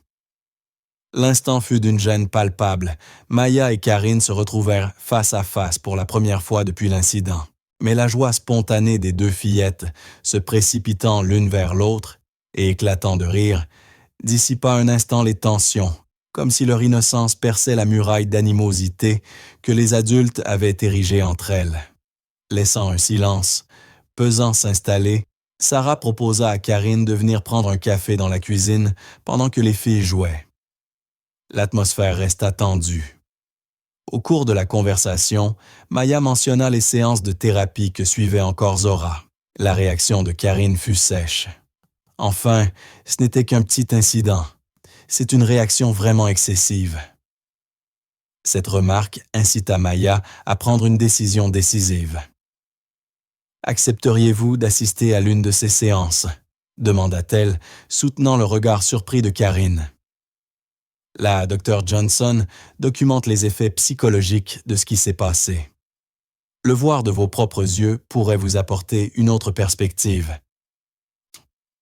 À la surprise générale, Karine accepta peut-être par curiosité ou par volonté de prouver que Maya exagérait. La semaine suivante, avec l'accord professionnel de la docteure Johnson et le consentement de Zora, Karine assista à une séance depuis une glace sans teint. Elle observa l'enfant travailler sur son traumatisme à travers la thérapie par le jeu. Zora fit reculer ses petites figurines représentant des policiers tremblantes chaque fois qu'elles approchèrent de la poupée qui la représentait. Puis d'une voix brisée, la fillette expliqua qu'elle continuait à vérifier chaque soir les fenêtres avant de dormir, pour s'assurer que les policiers ne viendraient pas la chercher. Ces preuves directes des conséquences de l'incident eurent un impact visible sur Karine. Après la séance dans le bureau de la docteure Johnson, elle resta longtemps silencieuse avant de murmurer « Je ne savais pas, je n'avais jamais imaginé. » Elle marqua une pause, les yeux humides. « Je croyais faire ce qu'il fallait protéger le quartier. Je n'ai jamais réfléchi à ce que ça signifiait pour elle, à ce que ça faisait de vivre ça en étant cet enfant. » Ce moment de connexion humaine, au-delà des clivages politiques, devint un tournant décisif. Sans jamais renier publiquement ses positions passées, Karine Simon se retira discrètement de la campagne anti-Maya. Peu à peu, les panneaux « Soutenons nos policiers » disparurent des pelouses du quartier, marquant la fin de son rôle actif dans le mouvement. Les médias nationaux reprirent l'histoire, modifiant leur cadrage. Désormais, le récit devenait celui d'une héroïne militaire cherchant justice plutôt que celui d'une mère en colère s'attaquant à la police. Mais cette narration héroïque mettait Maya mal à l'aise. « Je ne fais pas cela en tant qu'ancienne militaire », précisa-t-elle lors d'une interview. « Je le fais en tant que mère, protégeant son enfant et sa communauté. Les systèmes qui ont failli pour ma fille échouent chaque jour pour d'autres familles qui n'ont ni les ressources ni la voix pour se défendre. » Cette approche authentique et inclusive toucha un public plus large maintenant la cohésion de la coalition malgré ses différences sociales et raciales. L'enquête prit un nouvel élan lorsque le département fédéral des droits civiques, équivalent américain du ministère de la Justice, Division des droits civiques, annonça qu'il rejoignait l'enquête de l'État, donnant à l'affaire une portée fédérale. Ce développement bouleversa le rapport de force, les autorités locales ne pouvaient plus influencer ou étouffer la procédure. Face à la perspective d'une mise sous tutelle fédérale, complète qui priverait le commissariat de son autonomie et imposerait des réformes coûteuses, la direction du syndicat de police commença à envisager prudemment des négociations. Il teste la possibilité d'une réforme volontaire pour éviter une intervention fédérale plus sévère, expliqua Maître Rivera lors d'une réunion stratégique avec le noyau dur de l'équipe de Maya. C'est un virage majeur après des mois d'obstruction, mais il faut éviter toute concession prématurée. La coalition de Maya avait au fil des mois élaboré un programme complet de réformes, fondé sur les contributions de la communauté création, d'un conseil citoyen de surveillance, doté de pouvoirs réels d'enquête et de sanctions, formation obligatoire en désescalade et compétences culturelles avec évaluation mesurable, règles strictes sur l'usage et la transparence des caméras piétons, procédures disciplinaires claires et publiques pour le traitement des plaintes contre les agents, équipe d'intervention mixte incluant des professionnels de santé mentale pour les appels appropriés. La réaction initiale du commissariat fut prévisible, il qualifia ses propositions d'ingérence d'amateurs dans les opérations policières. Mais à mesure que les premières conclusions de l'enquête d'État confirmèrent les principales allégations de Maya, cette position devint de plus en plus intenable. Le moment décisif survint lors d'une session extraordinaire du conseil municipal convoqué d'urgence pour faire face à la crise grandissante. Maya y prononça un témoignage d'une rare maîtrise mêlant l'impact personnel et l'analyse systémique, reliant l'expérience de Zora à un schéma plus vaste de dérives institutionnelles, sans jamais permettre que son traumatisme soit relégué au rang d'incident isolé. Lorsque Maya conclut, la salle tomba dans un silence absolu. Ma fille mérite de grandir dans une communauté où ceux qui sont censés la protéger ne deviennent pas la source de ses cauchemars. Chaque enfant mérite cette sécurité, quel que soit son quartier ou sa couleur de peau. La question qui se pose à vous n'est pas de savoir si vous soutenez la police ou la population, mais si vous exigerez enfin un modèle de police qui protège réellement tout le monde de manière égale. À la stupéfaction générale, l'agent Kevin Reynaud demanda la parole.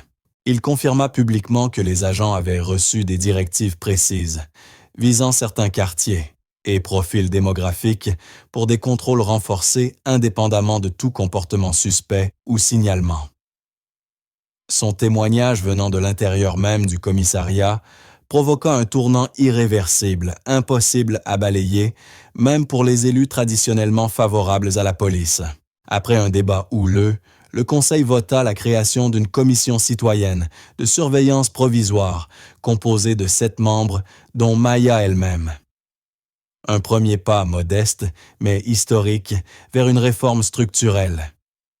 Le commissaire Anderson fit face à un vote de défiance, qu'il survécut de justesse, mais son autorité se trouva considérablement affaiblie. La hiérarchie policière, jusque-là sûre de sa position, se retrouva prise en étau entre les preuves accumulées de discrimination systémique et la pression publique croissante pour la transparence et la responsabilité. Pour Maya, ce moment marquait un tournant stratégique, non une victoire complète, mais un changement d'élan fondamental, ouvrant la voie à des transformations durables. Comme elle l'avait appris dans ses opérations militaires, le moment le plus dangereux d'une campagne n'était pas l'échec, mais le succès préliminaire, celui qui pouvait pousser à déclarer victoire trop tôt et à relâcher la pression avant d'obtenir des résultats durables. Ce n'est pas la fin, prévint-elle ses alliés après le vote. C'est le début d'une nouvelle phase. Nous passons de l'exposition des problèmes à la mise en œuvre des solutions. Ce travail sera moins visible, mais tout aussi essentiel. L'équilibre des forces avait basculé désormais, le commissariat réagissait aux exigences de la communauté au lieu de les rejeter. Les responsables politiques reconnaissaient des dysfonctionnements qu'ils niaient encore quelques semaines auparavant, et les propositions de réforme, autrefois balayées d'un revers de main, étaient enfin étudiées sérieusement. Maya savait cependant mieux que quiconque que le changement systémique exige une vigilance constante au-delà des premières percées. Ce tournant marquait non la fin de sa lutte, mais son évolution d'une résistance face à l'injustice vers la construction proactive de structures plus équitables, un travail demandant d'autres compétences, mais la même détermination. Ce soir-là, en rentrant chez elle pour annoncer la décision du conseil à Zora Maya, ressentit pour la première fois depuis 4 mois une véritable lueur d'espoir. Le chemin restait ardu, mais pour la première fois, l'élan institutionnel allait dans le sens de la justice, non contre elle.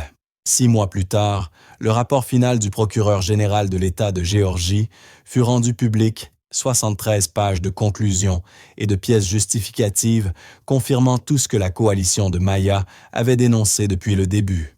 Le document révélait un schéma constant de pratiques discriminatoires, ciblant particulièrement les habitants issus de minorités dans les quartiers récemment intégrés. Il détaillait les disparités raciales dans les contraventions, les contrôles routiers, l'usage de la force et le traitement des plaintes sans qu'aucun facteur objectif ne puisse les justifier autrement que par le biais racial. Particulièrement accablante étaient les preuves démontrant que la direction du commissariat connaissait ces tendances depuis longtemps, mais avait refusé d'intervenir malgré plusieurs avertissements internes d'agents comme Washington. 2 semaines plus tard, l'enquête du département fédéral des droits civiques aboutit à des conclusions similaires, ajoutant le poids du gouvernement fédéral aux constatations de l'État.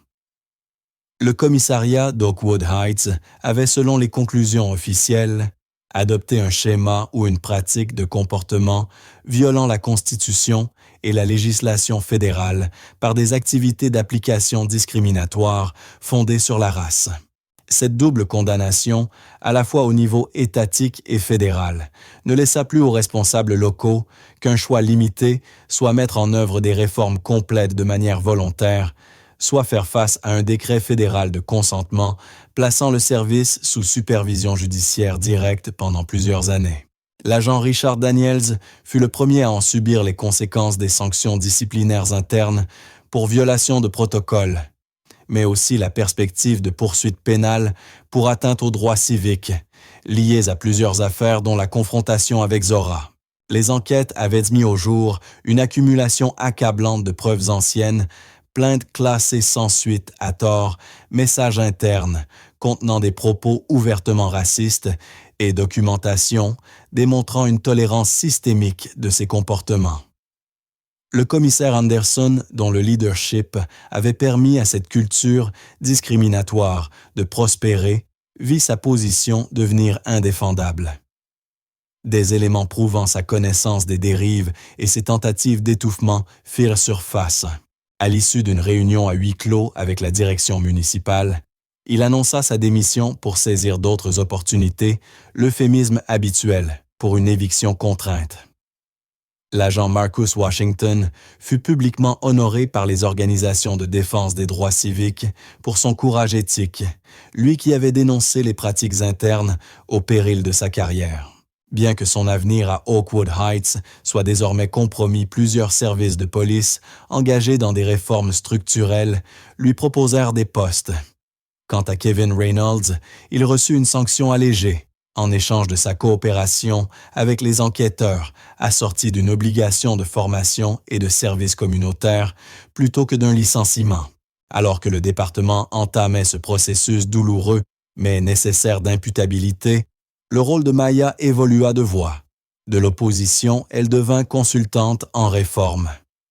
Son profil singulier, expérience militaire en organisation stratégique, expertise en gestion hospitalière, et connaissance directe des réalités communautaires en fit une ressource précieuse pour redessiner les procédures internes et les structures d'encadrement.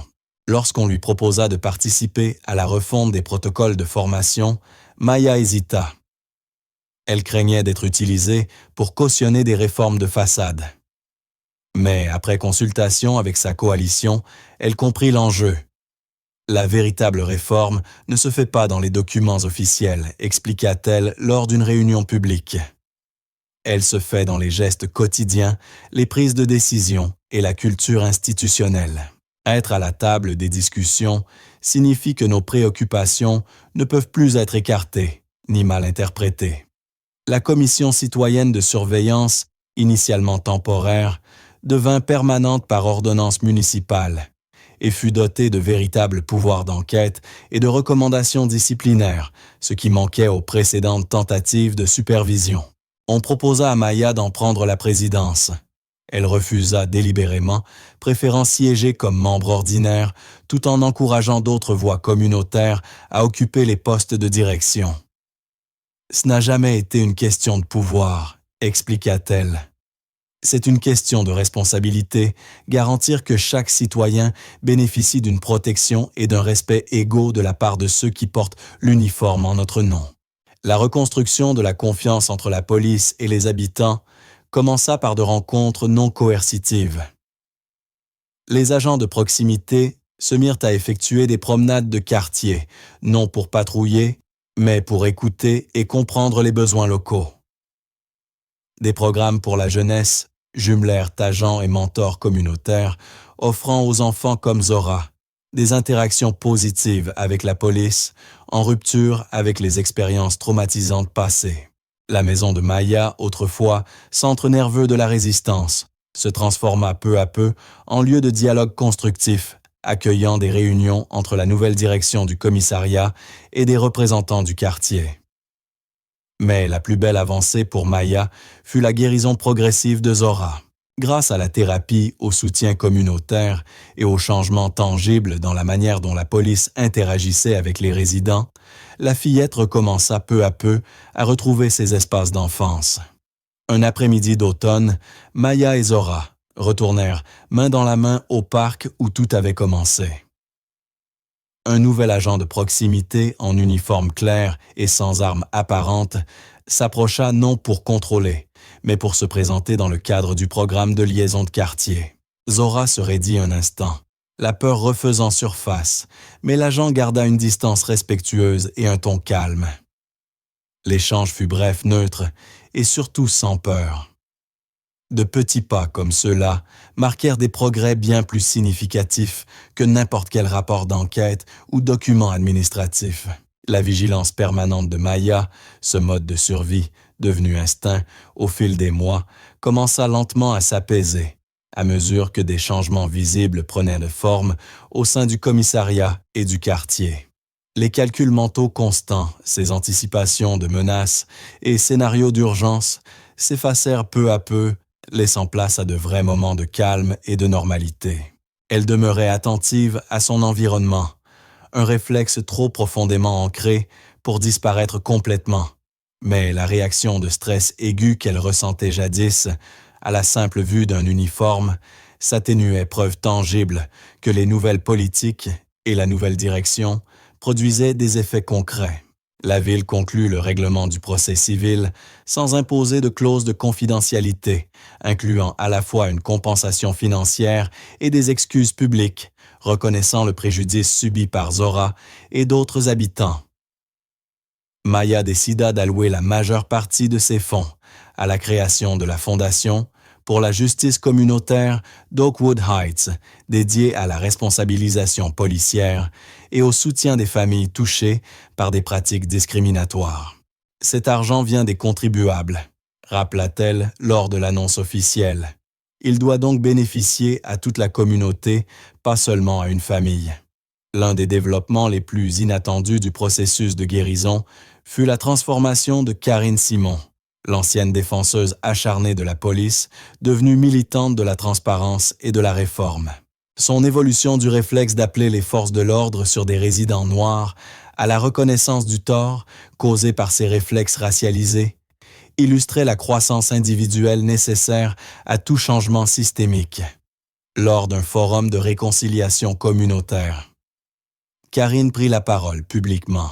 « Je pensais protéger mon quartier, mais je ne me suis jamais demandé pourquoi je voyais certaines personnes comme des menaces simplement à cause de leur apparence.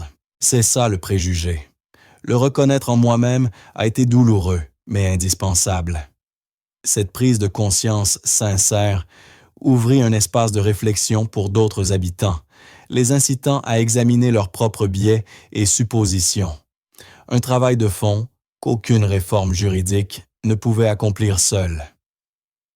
Maya comprit alors que le changement durable exigeait de s'attaquer aux causes profondes, pas seulement de réparer les conséquences policières de ses préjugés. En collaboration avec la direction du district scolaire, elle contribua à élaborer des programmes éducatifs sur les droits civiques, les interactions appropriées avec la police et la citoyenneté active. Un curriculum progressif adapté de l'école primaire au lycée offrait aux élèves des outils pour comprendre les mécanismes systémiques d'injustice, tout en soulignant la responsabilité individuelle dans la construction du changement. En observant les résultats obtenus à Oakwood Heights, plusieurs communes voisines sollicitèrent l'aide de Maya pour mettre en œuvre des réformes similaires avant d'en arriver elles-mêmes à des situations de crise. Ces consultations régionales permirent de diffuser les méthodes éprouvées et de créer un élan collectif vers une transformation à plus grande échelle. Mais ce rôle de symbole, malgré elle, du mouvement pour la justice, imposait à Maya une vigilance constante, gérer l'exposition médiatique sans compromettre la vie privée et la guérison de Zora. Elle dut refuser de nombreuses interviews et conférences, choisissant avec soin les interventions où la protection de sa fille restait prioritaire.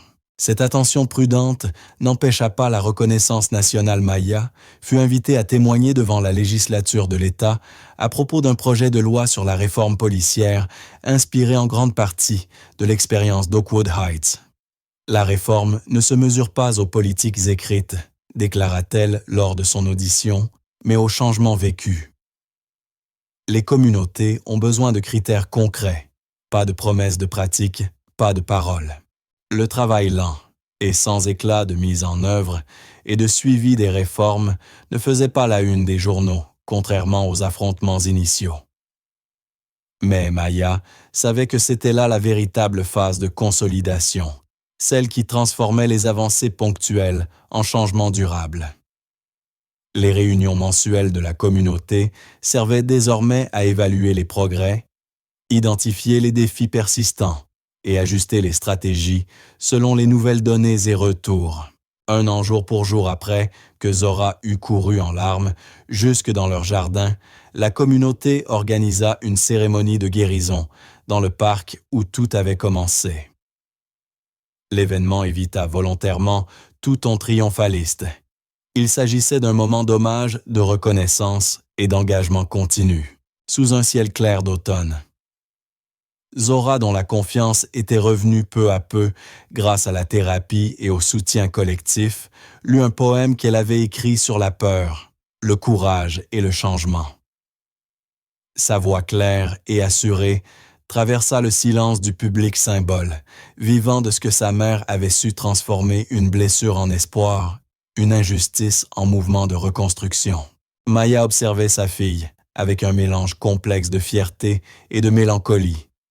La fierté de sa résilience et la tristesse persistante qu'une telle force ait été rendue nécessaire. La cérémonie s'acheva lorsque des habitants de toutes origines et couleurs de peau plantèrent ensemble un jardin de la paix à l'entrée du parc, un symbole vivant de transformation émergeant de la même terre où s'était jadis enraciné le traumatisme. Alors que les participants se dispersaient, Maya resta un moment seule, près des jeunes plants méditant sur le chemin parcouru depuis cet après-midi terrifiant, jusqu'à cet instant de calme espoir. Un jeune agent récemment nommé membre de l'équipe de proximité du commissariat réformé s'approcha avec respect. « Madame Wright, je voulais simplement vous remercier. Ce que vous avez initié ici, cela fait de nous de meilleurs policiers. Cela fait de ce commissariat un endroit où j'ai enfin envie de servir. » Maya hocha doucement la tête consciente que le changement authentique exigeait une transformation des deux côtés du badge. Les mots de l'agent confirmèrent ce qu'elle savait désormais. La justice n'était pas un événement, mais un processus continu nécessitant vigilance, engagement et persévérance de toute une communauté. Le système n'était pas parfait, peut-être ne le serait-il jamais, mais il avait indéniablement changé. Et ce changement arraché, au prix de tant d'efforts et de douleurs, avait valu le combat. 2 ans après l'incident qui avait bouleversé leur vie, Maya accompagna Zora à l'école, longeant des rues désormais surveillées par une police profondément réformée. L'agent Garcia, affecté au trajet scolaire, les salua d'un signe de tête, respectueux, un geste à la fois professionnel et humain, incarnant l'équilibre entre autorité et proximité que la nouvelle formation policière mettait en avant. Maya répondit par un salut mesuré, reflet d'une confiance retrouvée, fruit de changements concrets, plutôt que de promesses abstraites. Le Conseil de surveillance citoyenne d'Oakwood Heights, désormais pleinement opérationnel, appliquait des protocoles d'enquête rigoureux et disposait d'un pouvoir disciplinaire réel. Les résultats parlaient d'eux-mêmes. Les incidents impliquant l'usage de la force avaient diminué de 63%, les plaintes des citoyens de 47%. Et les temps de réponse s'étaient améliorés dans tous les quartiers, éliminant les disparités qui faisaient auparavant attendre plus longtemps les résidents issus des minorités. La nouvelle chef de la police, Renee Jackson, était arrivée avec une vision claire, replacer la légalité constitutionnelle et la confiance communautaire au cœur du service. Sous sa direction, les réformes imposées sous pression étaient devenues des valeurs fondamentales intégrées à la culture du commissariat. Elle avait su transformer la résistance en engagement, instaurant un véritable sentiment de responsabilité collective. La vie de Maya avait retrouvé un équilibre fragile, mais réel entre militantisme et normalité retrouvée. Ses fonctions à l'hôpital s'étaient élargies. Elle dirigeait désormais une initiative de santé communautaire, abordant les facteurs sociaux de la santé au-delà du cadre médical traditionnel. Sa participation au conseil de surveillance se limitait à quelques réunions mensuelles et revues de dossiers ponctuels, lui laissant enfin ses soirées et week-ends libres. Mais la victoire la plus précieuse fut la reconnexion avec Zora. Leur complicité naturelle, mise à l'épreuve par les mois de lutte, avait retrouvé toute sa douceur. Les rituels du soir, lire, parler, rire, étaient redevenus des moments sacrés, d'autant plus précieux qu'elle savait désormais ce que signifiait les perdre. Une nouvelle tradition était née de leur épreuve, des séances hebdomadaires d'autodéfense, alliant technique physique, gestion verbale des conflits et réflexion stratégique. Ce n'est pas seulement apprendre à te défendre, expliquait Maya. C'est apprendre à comprendre ton environnement, à savoir quand agir seul et quand chercher des alliés à repérer les problèmes avant qu'ils ne deviennent des urgences. Zora absorbait ces leçons, avec la souplesse propre à l'enfance, les intégrant à sa vision du monde sans amertume, sans cynisme. Preuve vivante qu'un traumatisme surmonté peut devenir une source de force et de sagesse lorsque l'amour et la justice l'emportent sur la peur.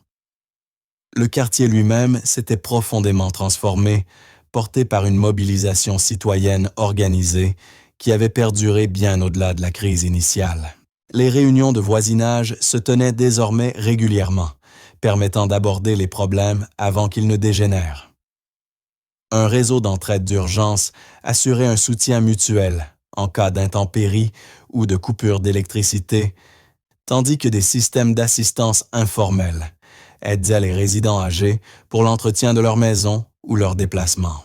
Ces structures créées à l'origine pour protéger les membres les plus vulnérables durant la campagne de responsabilisation policière étaient devenues des éléments permanents de la vie communautaire, renforçant les liens entre les habitants au-delà des différences sociales et raciales.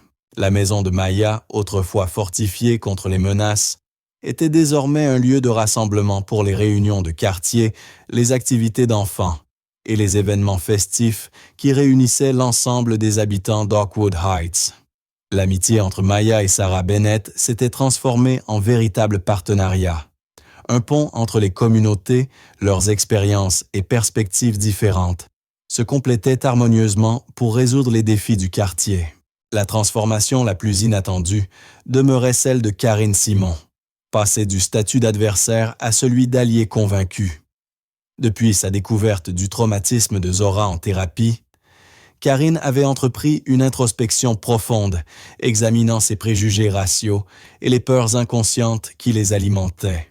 Ce travail intérieur s'était peu à peu traduit en actions concrètes. D'abord son retrait discret des campagnes anti-réforme, puis son soutien silencieux, et enfin son engagement public en faveur des mesures de responsabilité qu'elle rejetait autrefois. Lors d'un forum communautaire marquant le 2e anniversaire des réformes policières, Karine déclara devant tous « J'ai dû affronter des vérités dérangeantes sur la manière dont mes propres peurs et mes préjugés m'avaient poussé à voir des menaces là où il n'y en avait pas. » Cette prise de conscience a été douloureuse, mais libératrice. Je suis reconnaissante envers cette communauté de ne pas m'avoir abandonnée même quand je me dressais contre le changement nécessaire. Ces paroles sincères ouvrirent un espace d'introspection collective, incitant d'autres habitants à questionner leurs propres biais, un travail profond que ni les procès ni les lois ne pouvaient accomplir seuls. Les agents impliqués dans l'incident initial avaient suivi des chemins divergents, reflet de leur choix à l'époque de la crise. Marcus Washington, intégré à la division de formation, aidait désormais à développer de nouveaux protocoles sur la gestion des biais et l'engagement communautaire. Son expérience militaire, conjuguée à son intégrité morale, faisait de lui un formateur respecté, capable d'apprendre aux jeunes recrues à éviter l'usage abusif de la force. Kevin Renault, après une requalification complète, avait rejoint l'unité de police de proximité. En reconnaissant publiquement ses erreurs et en adoptant une approche différente, il avait regagné la confiance des habitants. Travaillant avec les jeunes, il développa des méthodes pédagogiques innovantes que d'autres agents étudièrent désormais. Richard Daniels, reconnu coupable de violation des droits civiques, fut interdit à vie d'exercer toute fonction dans les forces de l'ordre. Son cas servit d'exemple dissuasif dans les écoles de police de la région, preuve que le racisme et l'abus d'autorité détruisent non seulement la confiance publique, mais aussi des carrières. Le système n'était pas parfait, aucune institution humaine ne l'est, mais il s'était considérablement amélioré grâce à la persévérance de citoyens engagés et de responsables ouverts à la réforme. Ces changements dépassèrent bientôt Oakwood Heights, influençant les pratiques policières du comté et de l'État maya, intervenant parfois comme conseillère en réforme pour d'autres municipalités. Malgré son rôle central, Maya restait réticente à toute mise en avant personnelle, insistant toujours sur la victoire collective plutôt que sur l'héroïsme individuel. Lorsqu'elle reçut un prix national des droits civiques, elle résuma ainsi son discours. « Je n'ai pas gagné ce combat, nous l'avons gagné. Et il n'est pas terminé. Le vrai changement n'est pas un événement. C'est un processus qui exige vigilance et participation continue. » Cette philosophie transparaissait jusque dans la réponse de Maya au projet scolaire de Zora, intitulé « Nos héros du quotidien », qui plaçait l'histoire de sa mère aux côtés de grandes figures du mouvement des droits civiques.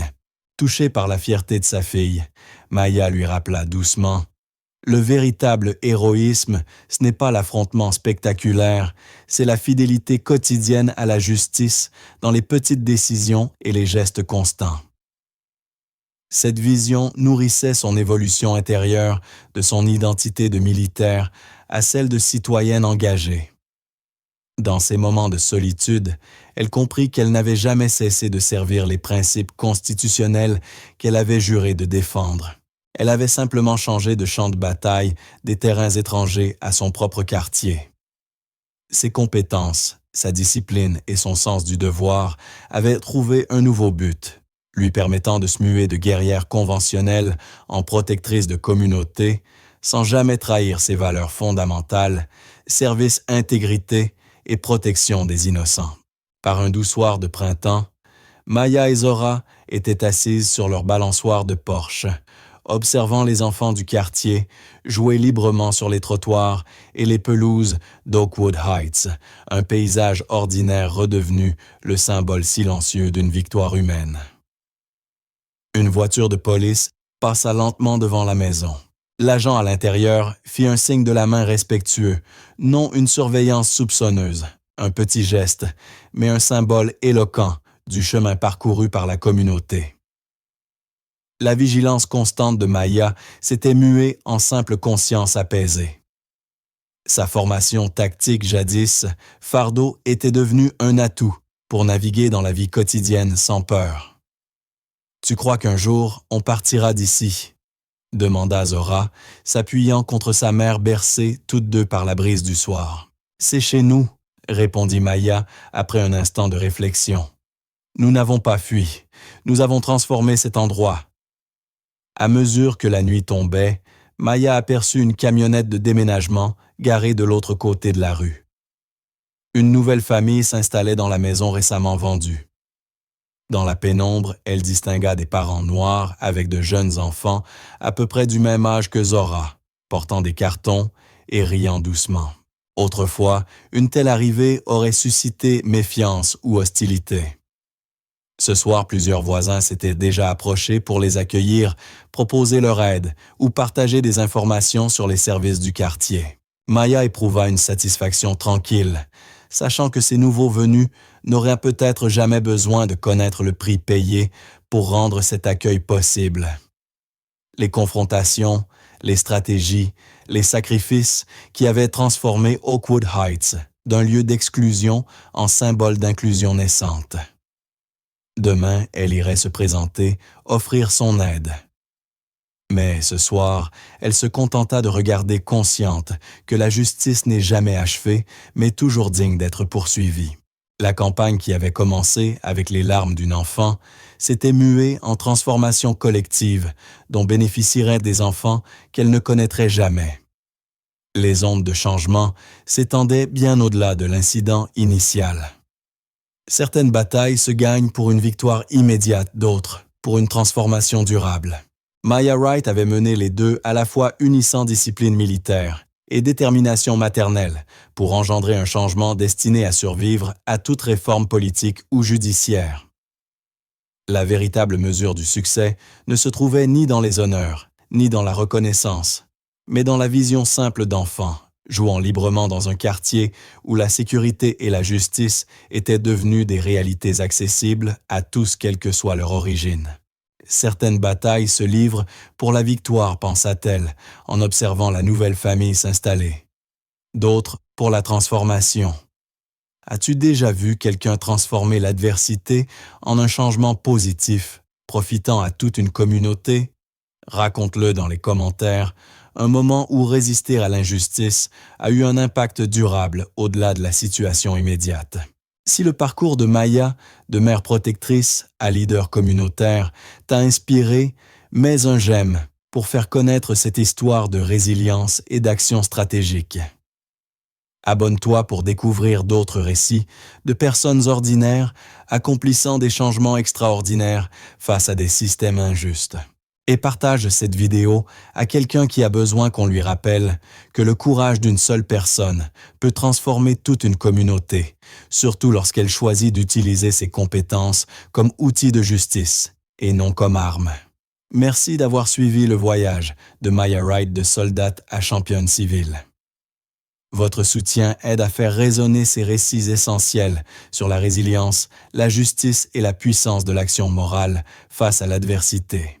L'histoire de Maya nous rappelle que le changement durable naît souvent d'un moment d'injustice qui réveille nos instincts les plus protecteurs. Quand les systèmes censés protéger causent au contraire du tort, la transformation exige à la fois le courage moral et la pensée stratégique. L'expérience militaire de Maya lui avait donné les outils tactiques, mais c'est sa détermination de mère qui lui donna la force de persévérer. Son parcours de la douleur individuelle au changement systémique démontre comment la souffrance personnelle canalisée avec lucidité peut devenir un moteur de transformation collective. En élargissant son combat au-delà de la seule expérience de sa fille, Maya créa une coalition unie, transcendant les clivages raciaux et sociaux, pour prouver qu'avec patience, stratégie et humanité, une communauté blessée peut se réinventer. Nous avons appris que la responsabilité ne se conquiert pas seulement par la confrontation, mais aussi par une documentation méthodique, des alliances stratégiques et une pression constante exercée à plusieurs niveaux. La défense la plus efficace associe le témoignage émotionnel à des preuves irréfutables, rendant l'injustice impossible à ignorer. Mais plus encore, l'histoire de Maya montre que la véritable réforme ne consiste pas seulement à modifier les politiques institutionnelles, elle exige d'examiner les attitudes culturelles profondes qui permettent au système discriminatoire de perdurer. Changer les lois est important, mais la transformation durable naît lorsque les communautés se confrontent à leurs propres biais et les désarment. Le chemin vers la justice n'est ni linéaire, ni rapide. Il exige des ajustements tactiques et une résilience personnelle face à l'adversité. Mais lorsque des individus déterminés mettent leurs compétences uniques et leurs expériences de vie au service du bien collectif, ils peuvent transformer non seulement leur propre destin, mais aussi celui de toute une communauté. Et vous? Quelqu'un dans votre entourage a-t-il déjà lutté contre une injustice d'une manière qui a eu un impact positif au-delà de sa situation personnelle? Partagez votre expérience dans les commentaires. Si un jour vous avez dû choisir entre le silence confortable et la parole courageuse, dites-le. Le courage crée des liens entre ceux qui ont fait ce choix difficile. Cliquez sur « J'aime si vous croyez que nos talents personnels et nos histoires de vie, lorsqu'ils sont utilisés avec intention et stratégie, peuvent devenir des instruments puissants de justice. » Abonnez-vous pour découvrir d'autres récits bouleversants où des gens ordinaires font preuve d'un courage extraordinaire pour transformer leur communauté. Ces histoires ne sont pas que des sources d'inspiration. Ce sont de véritables plans d'action, des guides pratiques pour créer le changement dans votre propre quartier. Partagez cette vidéo avec des parents, des organisateurs communautaires ou toute personne qui tente de naviguer dans des systèmes qui ne furent pas conçus pour eux. L'approche méthodique de Maya Wright face aux biais institutionnels offre une leçon universelle avec rigueur, stratégie et solidarité. Même les structures les plus enracinées peuvent évoluer. Merci d'avoir suivi ce voyage puissant de la douleur à la transformation. Souvenez-vous, aucun système, aussi figé soit-il, n'est immuable. Avec une pensée stratégique et une détermination inébranlable, nous pouvons tous contribuer à bâtir un monde plus juste. La lutte pour la justice n'est jamais facile, mais comme Maya nous l'a prouvé, elle en vaut toujours la peine.